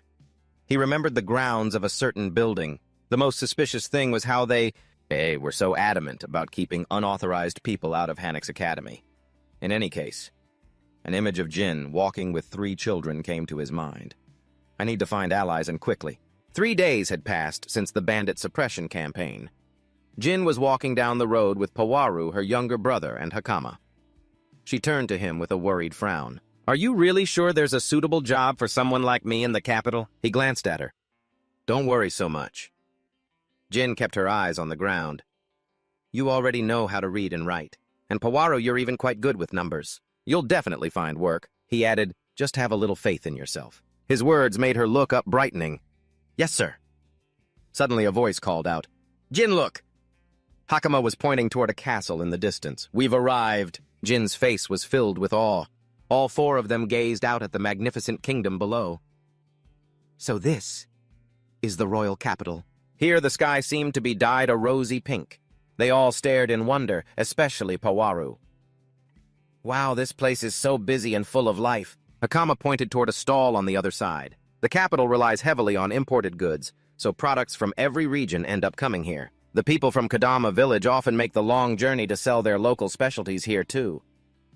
Jin glanced at the young girl. I've heard of that before. He glanced at the odd bunch beside him. I see. What an interesting place. The insect tribe. He saw 2 other types of people as well. So many different races and cultures converge here. It's only natural that such a place would give rise to unique developments. He turned his gaze to a stall. These are all items imported directly from the neighboring country. The city is also kept incredibly clean, and the security seems to be very reliable as well. But then he glanced aside and saw something. And yet, across the way, a well-dressed man stood before a group of homeless people. He frowned, thinking, I suppose every era has its own set of problems. Milia was standing behind him. When did she get there? Meanwhile, he looked down at Hakama. When do you start at the academy? The girl looked up. Next week. Milia stood there watching them as he replied, Then we still have a little time to prepare. The girl added, Enrollment takes place right after the exams are over, sir. She thought to herself, so she wants to enroll in Hannock's academy. She covered her mouth with her fan, her eyes darting toward them. A little brat like that. And a man from some lower race, no less. That evening, one of the girls stood before their new house. The room was brightly lit. Pawaru and Hakama were happily jumping on the bed together. Jin sat on her own bed. We finally found a place. To get a decent night's rest. The little girl lying beside her replied, Yeah, we did. He stood there, hand to his mouth, thinking. All right, the group has finally made it to the royal capital. So, what's my next move? He held a pouch of gold in his hand. No matter what, I'm going to need money to survive in this day and age. Suddenly, Hakama walked over and playfully placed the money pouch on her head. It made him think, We got a reward for taking out those bandits, but this money won't last forever. Not to mention I still have to give a portion of it to the former slaves. An image of a tired Pawaru, looking after the others, came to mind. On top of that, there's the issue of finding stable work for these two kids. He thought of Agos. Meeting with him would be the quickest solution, but without an introduction. Well, I'm afraid it'll be difficult to meet him right away. Jin stroked his chin, his eyes darting about. Then he got out of bed. Perhaps I should start by conducting a thorough investigation into the fallen ones of this era. He remembered those thugs from the other day, especially now that someone is plotting to use them for dark purposes. Jin stood before the window, lost in thought. The fallen ones are an incredibly terrible menace. I absolutely cannot let them run rampant. He glanced down at the bustling scene below. There's no way I'll let that horrifying era repeat itself. Suddenly, Jin turned to Hakama. What do people in this country usually do when they want to look into or research a particular subject? The little girl rested her chin on her hands while lying on the bed. They'll find someone to ask, find a teacher, or read all sorts of books. Then she flopped down. However, books here are extremely expensive. Back in Kodama village, we had to share the few precious books we could get our hands on. Hakama looked up. But here in the capital, there's a huge library. You can absolutely go there to look up information. Jin brought a hand to his mouth. There's a library here. Then he looked up, thinking, well, that's incredibly convenient. I'll definitely make the most of that place. Who knows, I might even find some kind of clue about the researcher facility Kagura left behind. A pink-haired girl sat there looking cheerful. I'm terribly sorry, but you are not permitted to use the facilities here. The four of them were stunned to hear her words. Because books are considered national assets, we cannot allow just anyone to enter freely, she continued. Access is limited to students whose abilities have been recognized by the academy, the instructors, and the nobles living in the capital. Jin sighed. So that's how it is. Hakama, standing beside him, said nonchalantly, Besides, you don't even know how to read yet, sir. It was only then that Jin suddenly thought, that's right. I still don't know how to read. He recalled Hakama and Pawaru teaching him in the forest. Everyone's been teaching me lately, but I still need more time before I can become proficient. He covered his face with a grimace and sighed, thinking, what am I supposed to do now? But behind them, two figures in heavy cloaks were talking. That's them, right? The other one reached out a hand and replied, the low-class species accompanied by those kids. That's definitely them. Suddenly a voice called out, making him turn to look. Got a minute, huh? He had just turned when a fist came flying at him, but Jin easily caught the punch. His expression grew a little more fearsome. Oh, you people have a rather unique way of saying hello. The guy was still grinning brightly. And here I was thinking the security was supposed to be good here. A golden light flared between their clasped hands. Then Jin released his grip, causing the man's hand to fly upwards. With a flash of golden light, it shot up into the sky, surprising everyone. But the man was still smiling cheerfully as he held out his hand. You're gravely mistaken. Your instincts are sharp, pal. Pawaru's brother held her tightly, and she thought in fear, how dare they use divine power right in the middle of the city like this? Jin stood his ground and asked, Can you tell me what your purpose is? The man held out a hand and replied, Let's just say a certain somebody finds you lot to be a real eyesore. Jin's eyes revealed his thoughts. So someone hired them to come here. He placed a hand on his chin, thinking, Then again, this is actually working out perfectly for me. The two men laughed smugly. If you agree to disappear from this capital right now, then you won't have to worry about being threatened every single day. Got it. Jin immediately replied, When the situation becomes truly dangerous, I'll consider it. The man paid him no mind and threw another punch. "Is that so?" But Jin's hand clamped down hard on his wrist. The man's face froze, his expression changing. Then Jin simply threw him with a gentle flick. He landed flat on the ground, the impact so jarring it felt like his head would pop off. The other guy's hand was still bound by a golden power, this bastard. He spewed fire from behind Jin, who appeared to be engulfed in the blaze. This brought a smile to the attacker's face, but his joy was short-lived as Jin walked out from the smoke and reached for him. Jin grabbed his collar with one hand and effortlessly lifted him into the air. As the man's body trembled uncontrollably, Jin said, "If you really want to pose a proper threat, come back when you're stronger." He readied his fist. "But that's only if you still have the guts to challenge me again." Dangling in the air, the man thought in terror. This guy, isn't he supposed to be a low-class species? Just as this was happening, a loud shout suddenly came from the side. "That's enough. All of you freeze. Don't move." Karina appeared frowning with annoyance. "Honestly, I can't even get any peace on my day off. How dare you start a brawl right in the middle of the street?" They all stared in confusion as the little girl pointed her sword at them and shouted, "I'm throwing all of you in jail. Prepare yourselves." The girl's loud shout made Jean drop the guy he was holding and turn to look. It seems causing a little chaos finally paid off. Karina pointed a panicked finger at him. "You're that low-class species from the other day, aren't you?" Karina pointed straight at his face and shouted, "It's you, that inferior race creature from the other day!" The girl's disdain was clear from her face to her eyes. Then Karina aimed her spear straight at Jin. "You've got some nerve, causing trouble the moment you set foot in the capital." The girl, still full of arrogance, declared, "Indeed. The lower class will always be the lower class. There are things you should know your limits on what you can and can't do." But then another person's voice cut in. That girl began to hesitantly recount the details. "Excuse me for interrupting, but I happened to be passing by and saw the whole thing. These people were actually the ones who were suddenly attacked by that group." Her words made Karina freeze. "I believe their actions were purely in self-defense." A moment later, a familiar voice rang out. "Well, he looks very familiar." After looking at the guy, Karina turned and asked the others, "And you people, you're students from Hannes Academy, aren't you?" After some conversation, the girl sighed, looking bored. "Just as I expected. I hope that young lady has nothing to do with this." Hearing this, Jin asked, "What young lady?" While ordering her subordinates, Karina replied, "Hurry and take them away. That's our internal affair. You don't need to concern yourself with it." Seeing Karina's actions, he was surprised. "So the Holy Knights have to do patrols too? I thought that was a job for the guild." The girl put on a cold expression and answered, "This capital is vast. We're just contributing to maintaining public order." But her inner thoughts betrayed her. "To be honest, I was just passing by coincidentally, while looking for a snack." Suddenly, the girl's gaze turned serious again. "But still," Karina silently glanced over, assessing him. "This guy's power is truly formidable, and those students from earlier were no slouches either." Then the girl turned to leave, signaling her farewell. "All right, then. Try not to cause any more trouble in the capital." Suddenly, Jin called out loudly to her, "Wait! If it's not too much trouble, I'd like you to take me somewhere." Karina turned her head and asked inquisitively, "You want me to take you somewhere?" The sky had grown dark. Now at the Agos mansion, Jin sat in a chair and spoke with sincerity, "Please hire us." His words made Agos freeze. "Didn't you tell me when we met that I should come find you if I needed help?" He voiced his question. "It seems you have more people with you than the last time we met, don't you?" After hearing this, Jin answered calmly, Something unexpected just came up." He slowly recounted the events.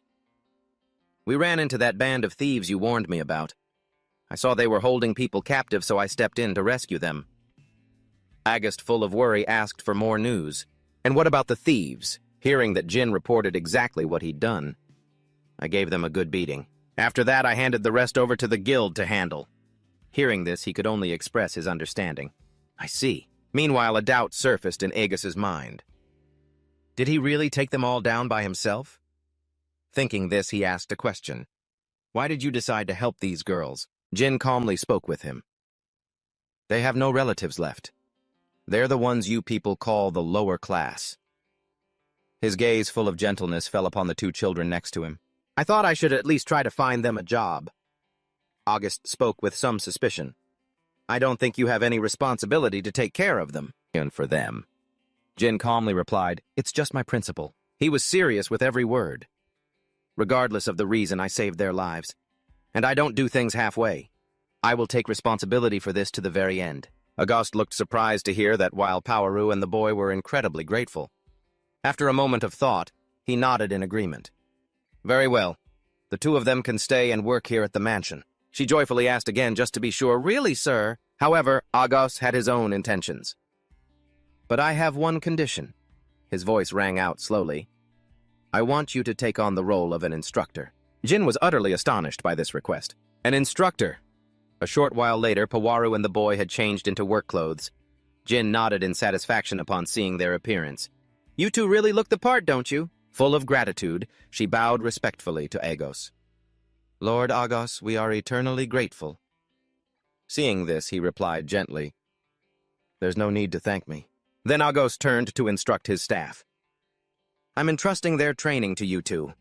You are absolutely forbidden from discriminating against them just because they are of the lower class. The two of them immediately complied. We will obey. Before leaving, Poirot and the other waved to Jin. Thank you so much, sir.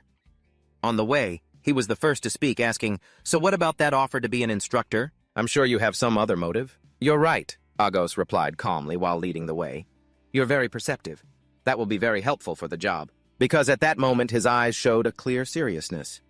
Even though I'm not sure about your background, I want to believe that you are the right person for this favor. In truth, what Agos wanted to ask was, I want you to conduct an undercover investigation inside Hanasik Academy. Hearing this, John's expression turned grave. What in the world is going on? He slowly revealed a shocking secret. Right now, this kingdom is being targeted by many factions vying for power. After hearing this, a confused Jin asked in return, Doesn't this place have a king to rule it? At this thought, Agos's face grew somber as he replied, His Majesty is gravely ill and doesn't have much time left. Because of that, the war for succession has already begun, silently in the shadows. Not only that, he pointed out another problem. There are those with no claim to the throne who are plotting to take over this kingdom. Agos's hand clenched in anger as he spoke. They are using illegal invaders and dragging innocent people into their vile schemes. After hearing the whole story, Jin remembered something. I see. So it's not just that local lord we need to be wary of. His voice rang out clearly.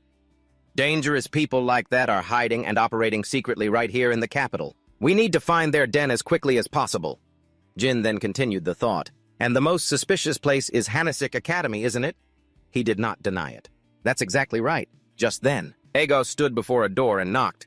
We're going in. As he opened the door, he explained to Jin, She will be the one to guide you inside the academy. Inside the room, someone had been sitting there for a long time. Let me introduce you. This is my younger sister who is currently studying at Hanasik Milia Anton.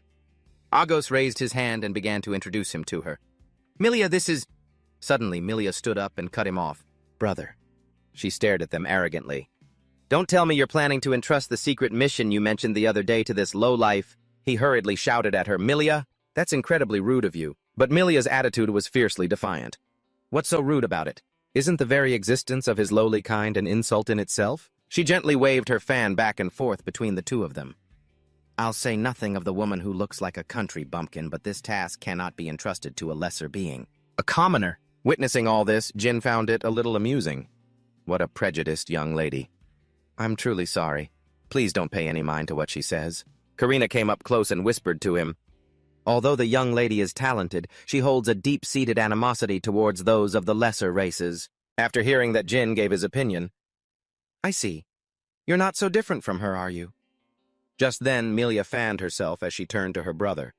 Do you understand, brother? She listed her reasons for objecting. This isn't just a simple infiltration mission.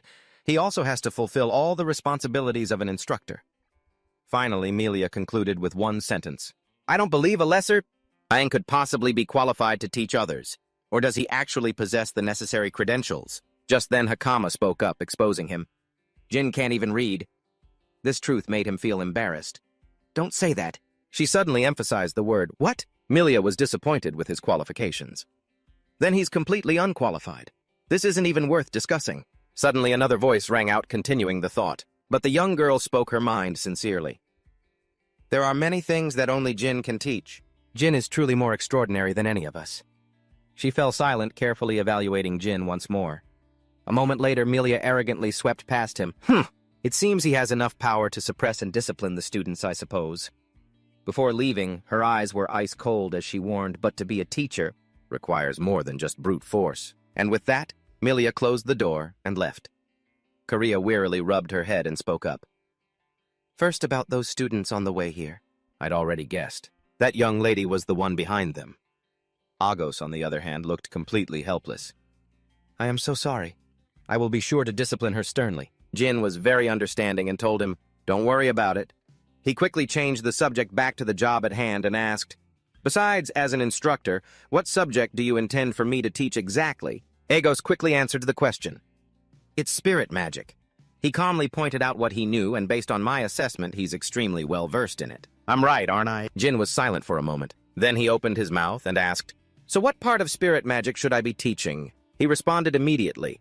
Just teaching the basics will be enough. Agos listed the necessary spirit arts. Fire starter, electric discharge, ice formation, and healing. If you can perform even just 2 of these 4 basic techniques, then you'll meet the requirements. With a deadpan expression, he uttered some rather frustrating words. Is that all? It's that simple? And it worked, leaving Agos stunned. He asked, what do you mean, is that all? Agos asked in disbelief. Don't tell me you can also use special spirit arts that only a select few are capable of, can you? Jin suddenly started thinking about a strange term in that sentence. Special spirit arts. After mulling it over, he understood. Wait a minute. So that bandit is actually considered one of the elites in this era.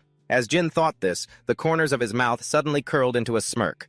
How interesting! Finally, he made his decision. All right, then. I think I'll change the common notions of this era a bit. Just like that, in the blink of an eye, a new semester was about to begin. A week had passed at Hannes Academy. The atmosphere of the entrance exam day was buzzing here. The applicants seemed very boisterous. Among them, Hakama had also come to take the exam. She seemed very focused this time. Rutman warmly welcomed Agos and Jin into the school. Oh my, it's a great honor for us to have you personally escort them here. He was being polite. Seeing you here, a member of the Holy Knights, I'm guessing Unit 7 must be very busy. Please don't worry about it. It's simply our turn to carry out the mission. Hearing this, Jin, who was standing behind them, grew suspicious. Our turn. Agos didn't hide anything and calmly explained to him. Once a year, the Holy Knights take turns selecting a member to serve as a special instructor for this academy. And this year, that responsibility has been entrusted to Unit 7. I see. His words made Jin even more pensive. Am I really suited for this job? Jin was brooding over everything. His contemplation was caught by Rutman, who turned to look at him. Rutman then led the 2 of them to a room and said, "This way, please." He opened the door to the room and introduced the person inside to them. The headmistress and the board of directors are waiting for you inside. Inside the room, the headmistress was looking at them with a cunning glint in her eyes. Agos stepped inside and bowed respectfully to her. It's been a long time, headmistress. The headmistress then let out a small smile, praising Agos's talent. Ever since you graduated as the top student, you quickly became a knight. Quite an outstanding one in such a short time, wouldn't you say? While the other 2 were talking, Jin just kept observing the room. Thank you for agreeing to assist us. It is a responsibility I must fulfill. The headmistress leaned back in her chair and said in a calm voice, I've also heard a few rumors. Hearing her insinuations, Agos's expression didn't change. Not only have you been solving problems with spirit arts, but you've also gotten dragged into internal faction disputes. Her voice was calm, but she was actually threatening him. I understand that you all can't mobilize much manpower because everyone is very busy. The headmistress stared straight ahead with a sharp gaze. She let out a criticism. However, that does not mean you people have the right to be disrespectful in this academy. In fact, the person she'd been alluding to this whole time was Jin. There was no doubt about it. Don't tell me you people are letting this guy be an instructor here. Are you? All 3 of them were giving Jin dirty looks. Seeing their attitude, he could only sigh helplessly. Please rest assured. Agos bowed once more, coming to Jin's defense. His abilities far surpass anyone else in my Unit 7. I myself can vouch for his talent, at least when it comes to practical combat skills. After thinking with a grim face for a moment, the headmistress finally made her decision. If you're so certain, then I'll tentatively accept it as the truth. Just as the headmistress was getting a headache over this, Gita, who was beside her, spoke up. But how are we supposed to handle this? Headmistress, I strongly object to this. He pointed right in Jin's face, spewing insults at him in this sacred and historic academy. There was no precedent for allowing an inferior race to teach. Gita, believing himself to be of a superior class, was vehemently opposed to this. This position is not a place for someone of a lower class. Are you trying to insult our academy? His words seemed to sway the headmistress. She wanted to hear Ruthman's opinion as well. Lord Gita has given his opinion. Lord Ruthman, what is your view? Ruthman pretended to ponder for a moment before stating his thoughts. I agree with him. Most of our students come from noble families. He voiced the thoughts of the students at the academy. Allowing an inferior to impart knowledge would surely be met with fierce resistance. From the students and even the faculty. The headmistress was satisfied after hearing this. She feigned a helpless sigh and explained, You see, my thoughts are essentially the same as theirs. But then the headmistress gave Jin an opportunity. However, let's allow him to present his case. Hearing this, Jin slowly stepped forward. He bowed respectfully to the headmistress and introduced himself. Forgive me for my late introduction. I am from Kodama village. My name is Jin Sidhu. Seeing Jin's demeanor, the headmistress silently assessed him. Despite the terrible humiliation, he remained strangely calm. I completely understand your concerns. Jin replied confidently, his gaze sharp. However, I'd like to ask a small question. His question made Gita and Ruthman freeze. He posed his question. Am I unworthy of being an instructor simply because I belong to an inferior race? Even the headmistress leaned in, wanting to hear Jin's question. Or is it because I lack the actual skill? The headmistress, acting magnanimous, explained with eloquent words. Obviously, it's the latter. As long as you have the skill, nothing else matters. At the same time, she issued a challenge to Jin. So can you prove your abilities? August seized the opportunity and suggested, if that's the case, why don't we test him a little? They all went out to the training grounds together. At the Hanak Academy's Spirit Arts training ground, Gita stood facing Jin and began to explain, Because today is the entrance exam, there are almost no students around. He acted noble, pretending to reassure Jin. At least you'll avoid being embarrassed in front of a crowd. Jin just watched in silence, not bothering to reply. The headmistress stood between the two and announced the rules. The rules are simple.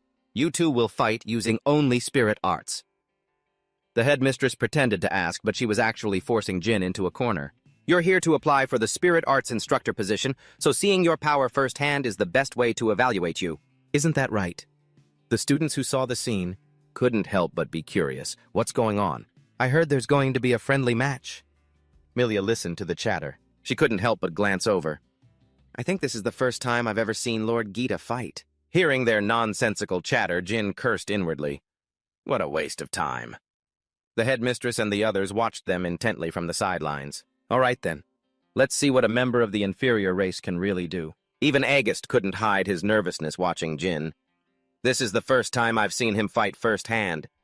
He knew all too well what the physical abilities of the lower-class races were like. Those of the lower-class races are usually physically very weak. Even if they possess divine power, they can only unleash a tiny fraction of it. And that was it, because he knew this. August could only pray silently for Jin. I just hope my decision wasn't a mistake. Are you ready? Gita gave a sinister smile and spoke. All right. He didn't hesitate, immediately launching a fireball at Jin. I'll take the first shot.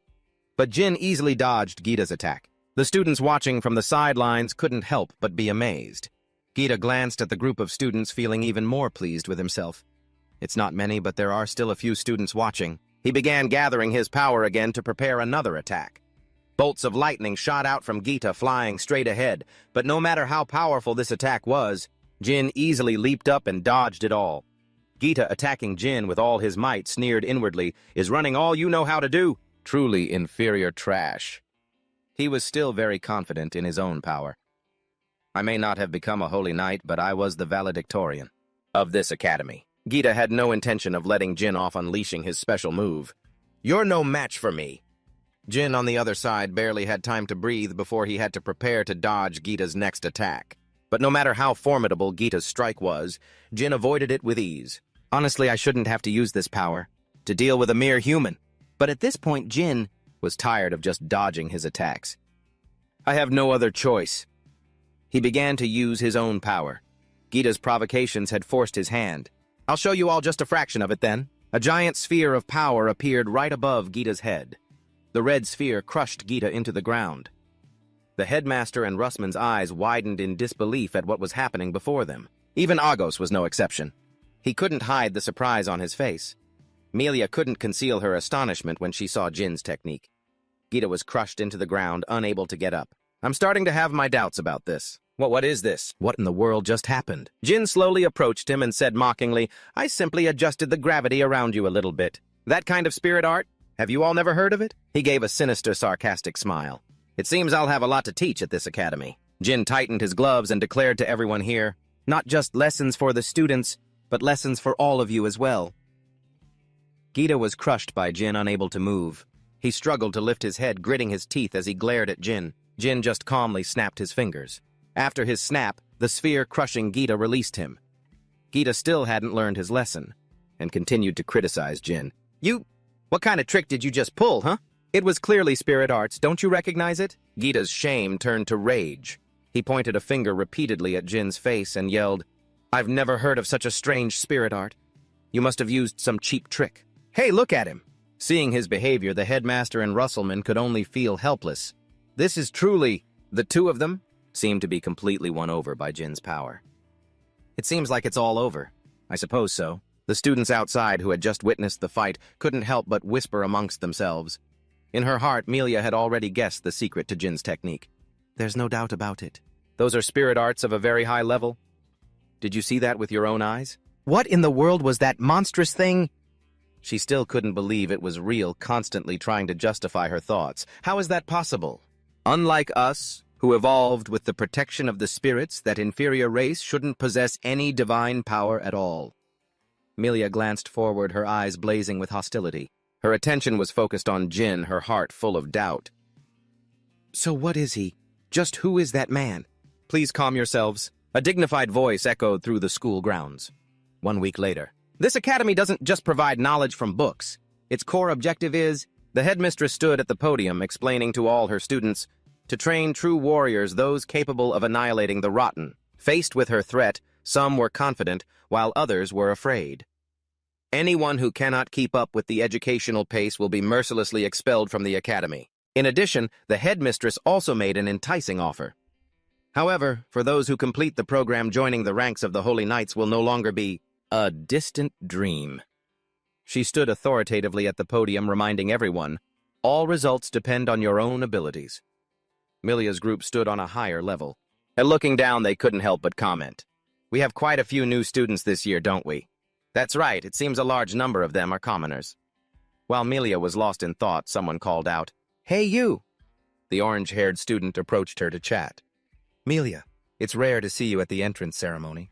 I thought you were the type who never cared about others. The two stood there talking. And what about you? If there was some prestigious noble among the freshmen, you'd want to suck up to them to save face, wouldn't you? Suddenly, the orange-haired boy looked down below in alarm. What's going on over there? His attention was drawn to Jin, sitting below. Why is someone from an inferior race sitting so brazenly in the seats reserved for instructors, simply because he is a professor? Melia, having guessed the orange-haired young man's thoughts from his expression, wanted to know how he felt. What? From your perspective, what is your assessment of that man? That orange-haired young man, with a bewildered face, just stammered. In any case, Melia maintained her haughty attitude as she assessed Jin. He's just someone from a low-class race, that's all. Perhaps you're right. Sitting below Jin was also observing his surroundings. He glanced at everything, his mind calculating. This school is truly massive. This investigation will definitely take a considerable amount of time. Jin saw the students looking at him with faces that were less than friendly, and a goal formed in his mind. Even so, those glares are quite irritating. The first thing I need to do is get rid of this inferior race label. Even the instructor next to him seemed wary of sitting with Jin. If this keeps up, I'll attract more attention than necessary. Not to mention, with this investigation, I'm already becoming the most suspicious person in this academy, and so Jin already had a plan. First, I need to earn their respect. For now, everything is still peaceful at this academy. Gita at the podium began to introduce today's lesson. Now we will begin our class on spirit arts. He was very confident in this group of his students, and to ensure you aren't surpassed by the new recruits, you must all remain vigilant. I know this might be a concern for you, since you are after all the elite class. But then, seeing only a few scattered students, Gita let out a smug smile and said, Yes, that's exactly what I wanted to talk about. Gita then feigned anger, scolding them. What is the meaning of this? Why is attendance so sparse today? Have you all lost your passion? Milia, sitting near the front, sighed helplessly. She knew exactly what was happening. It was only to be expected. Even while scolding them, Gita was inwardly smug, as if anyone would want to listen to a lesson taught by someone from the lower class. He himself was the reason for today's absences. I made sure to spread the news everywhere that today someone from a low-class race would be teaching. And yet Gita put on a bright, welcoming smile and invited Jin up to lecture. What a bother. Very well. Well then, let's begin. Sir Jin, please introduce yourself. Without hesitation, Jin stood before everyone.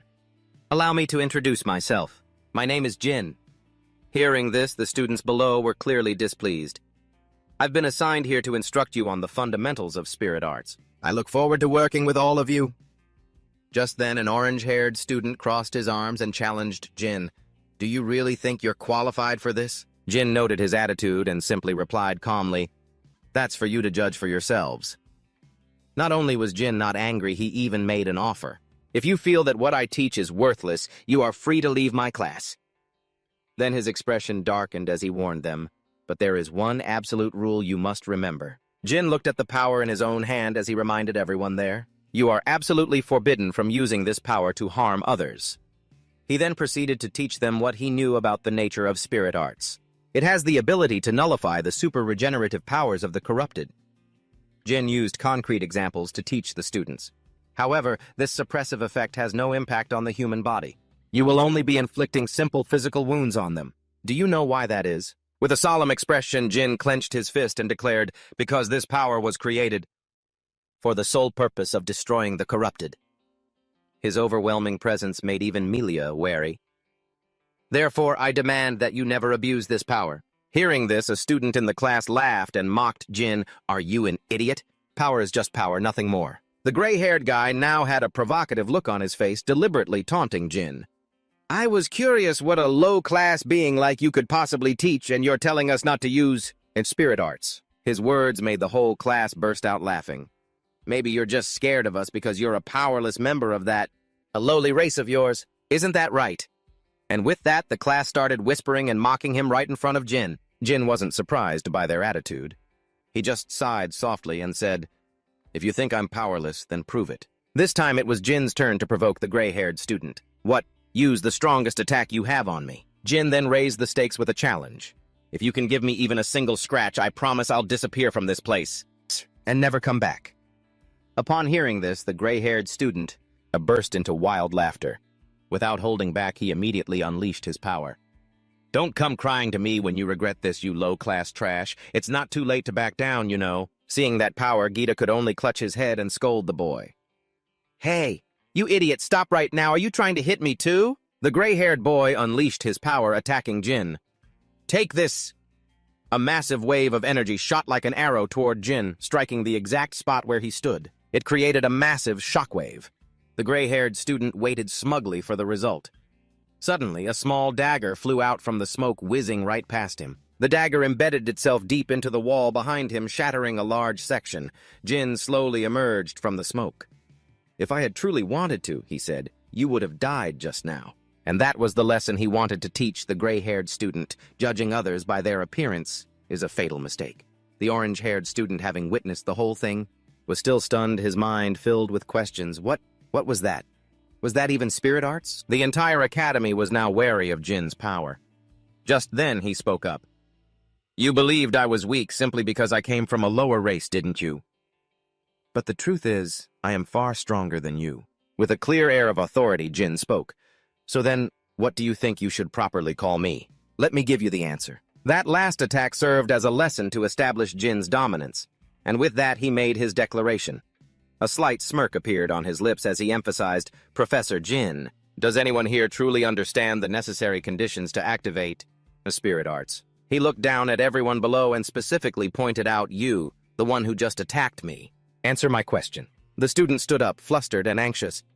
It's simply based on one's own imaginations, isn't that right? He immediately summoned a spell, explaining as he focused his thoughts. Mages concentrate and raise their spiritual power, then they transmit the image in their mind to the spirits to give them form. Isn't that the most basic knowledge? Hearing that answer, the corner of Jin's mouth turned up. Imagination does indeed play a very important role. However, it is not the essential condition to activate them. As he finished speaking, he summoned a ball of energy in his palm. The spirits will only truly unleash their power after they receive a specific wavelength frequency. Upon hearing this, the student's face went pale with shock. A wavelength? Frequency? Jin continued to explain. Fundamentally, there are a total of 8 main types of wavelengths. He carefully simulated and explained them. Incineration. In his other hand, Jin immediately summoned a second power. Discharge. Then he continued summoning a third energy. Healing. And so Jin gradually summoned the final energy. Freezing. These are all powers that you should have mastered by now. The students' faces froze. Jin continued his explanation. Besides the types I just mentioned, he summoned another form of magic. There is also the ability to manipulate gravity. There is. In his other hand, a radiant magic appeared.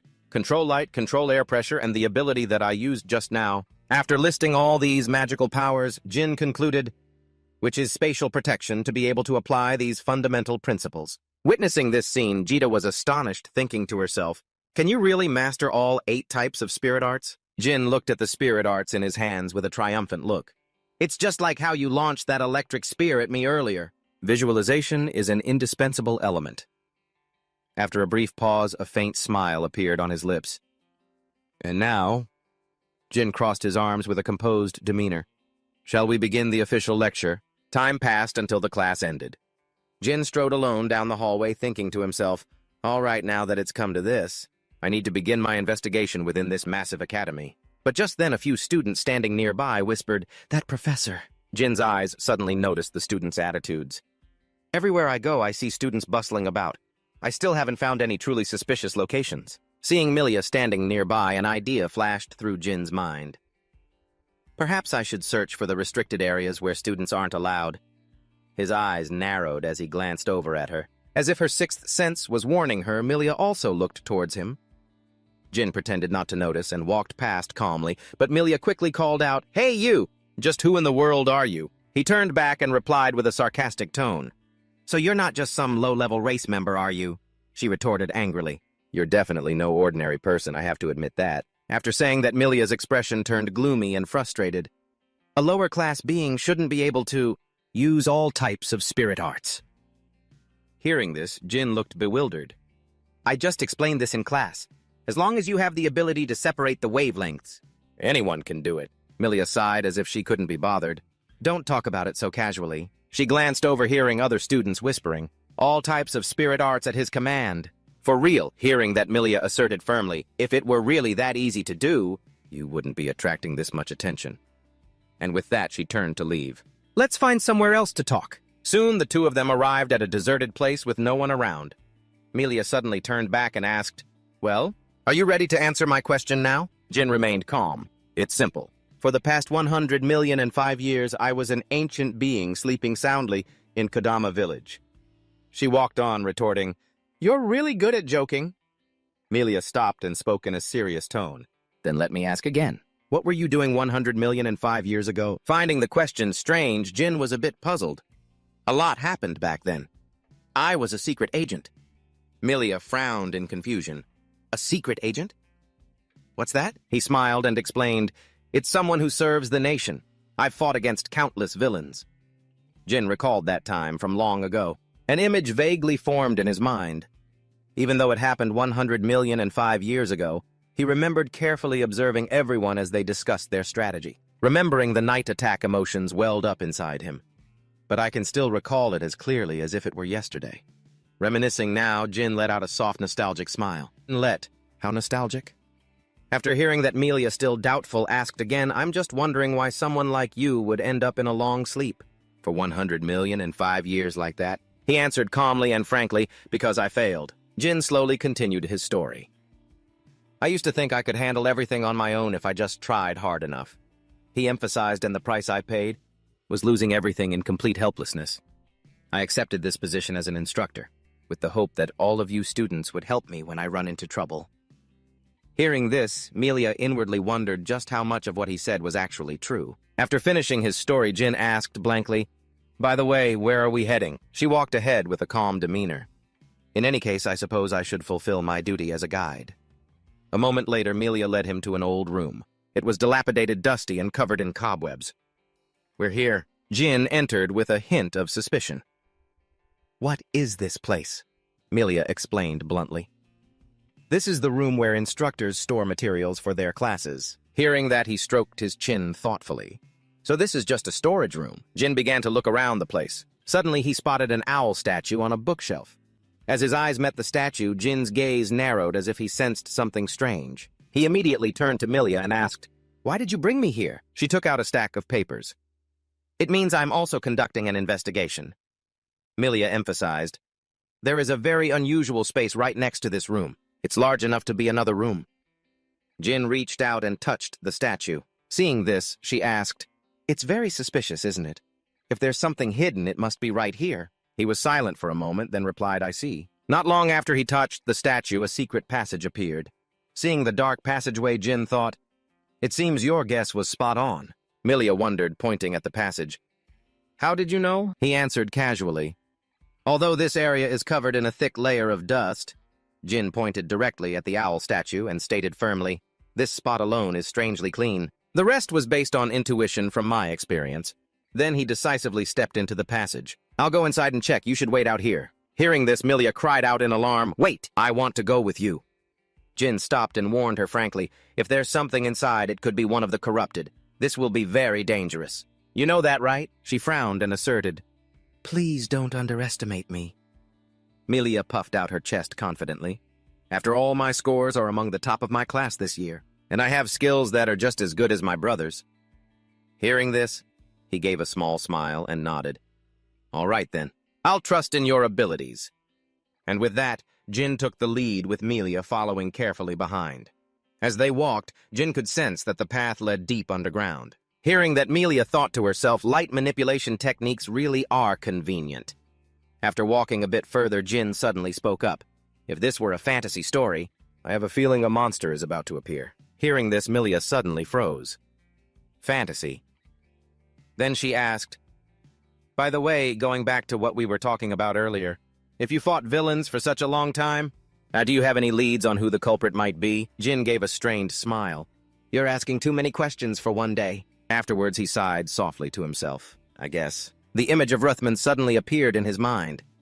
It's possible that Lord Ruthven is also involved in this. Melia was stunned. "How did you know?" Jin reasoned. "He appears very calm when talking, but when he's not speaking to anyone, his mind seems to be elsewhere. That's a common trait among those who are forced to do things against their will." Contrary to his initial intentions, he recalled everything and recounted, "His guard was also unusually strong, but I pretended not to notice." After hearing that, Melia also furrowed her brow in thought. "Before this, I thought Teacher Gita was the suspicious one."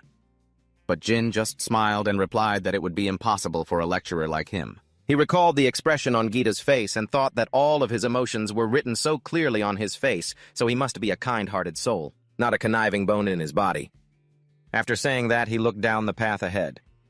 "All right, let's keep going." Suddenly, they both saw a scene of swirling dust and white smoke in front of them. Melia walked while looking up, observing. "It's hard to believe there's a space this vast down here, underneath the Academy's cellar." As they were walking, Jin suddenly stopped. "This is..." Seeing that, Melia also felt a flicker of fear.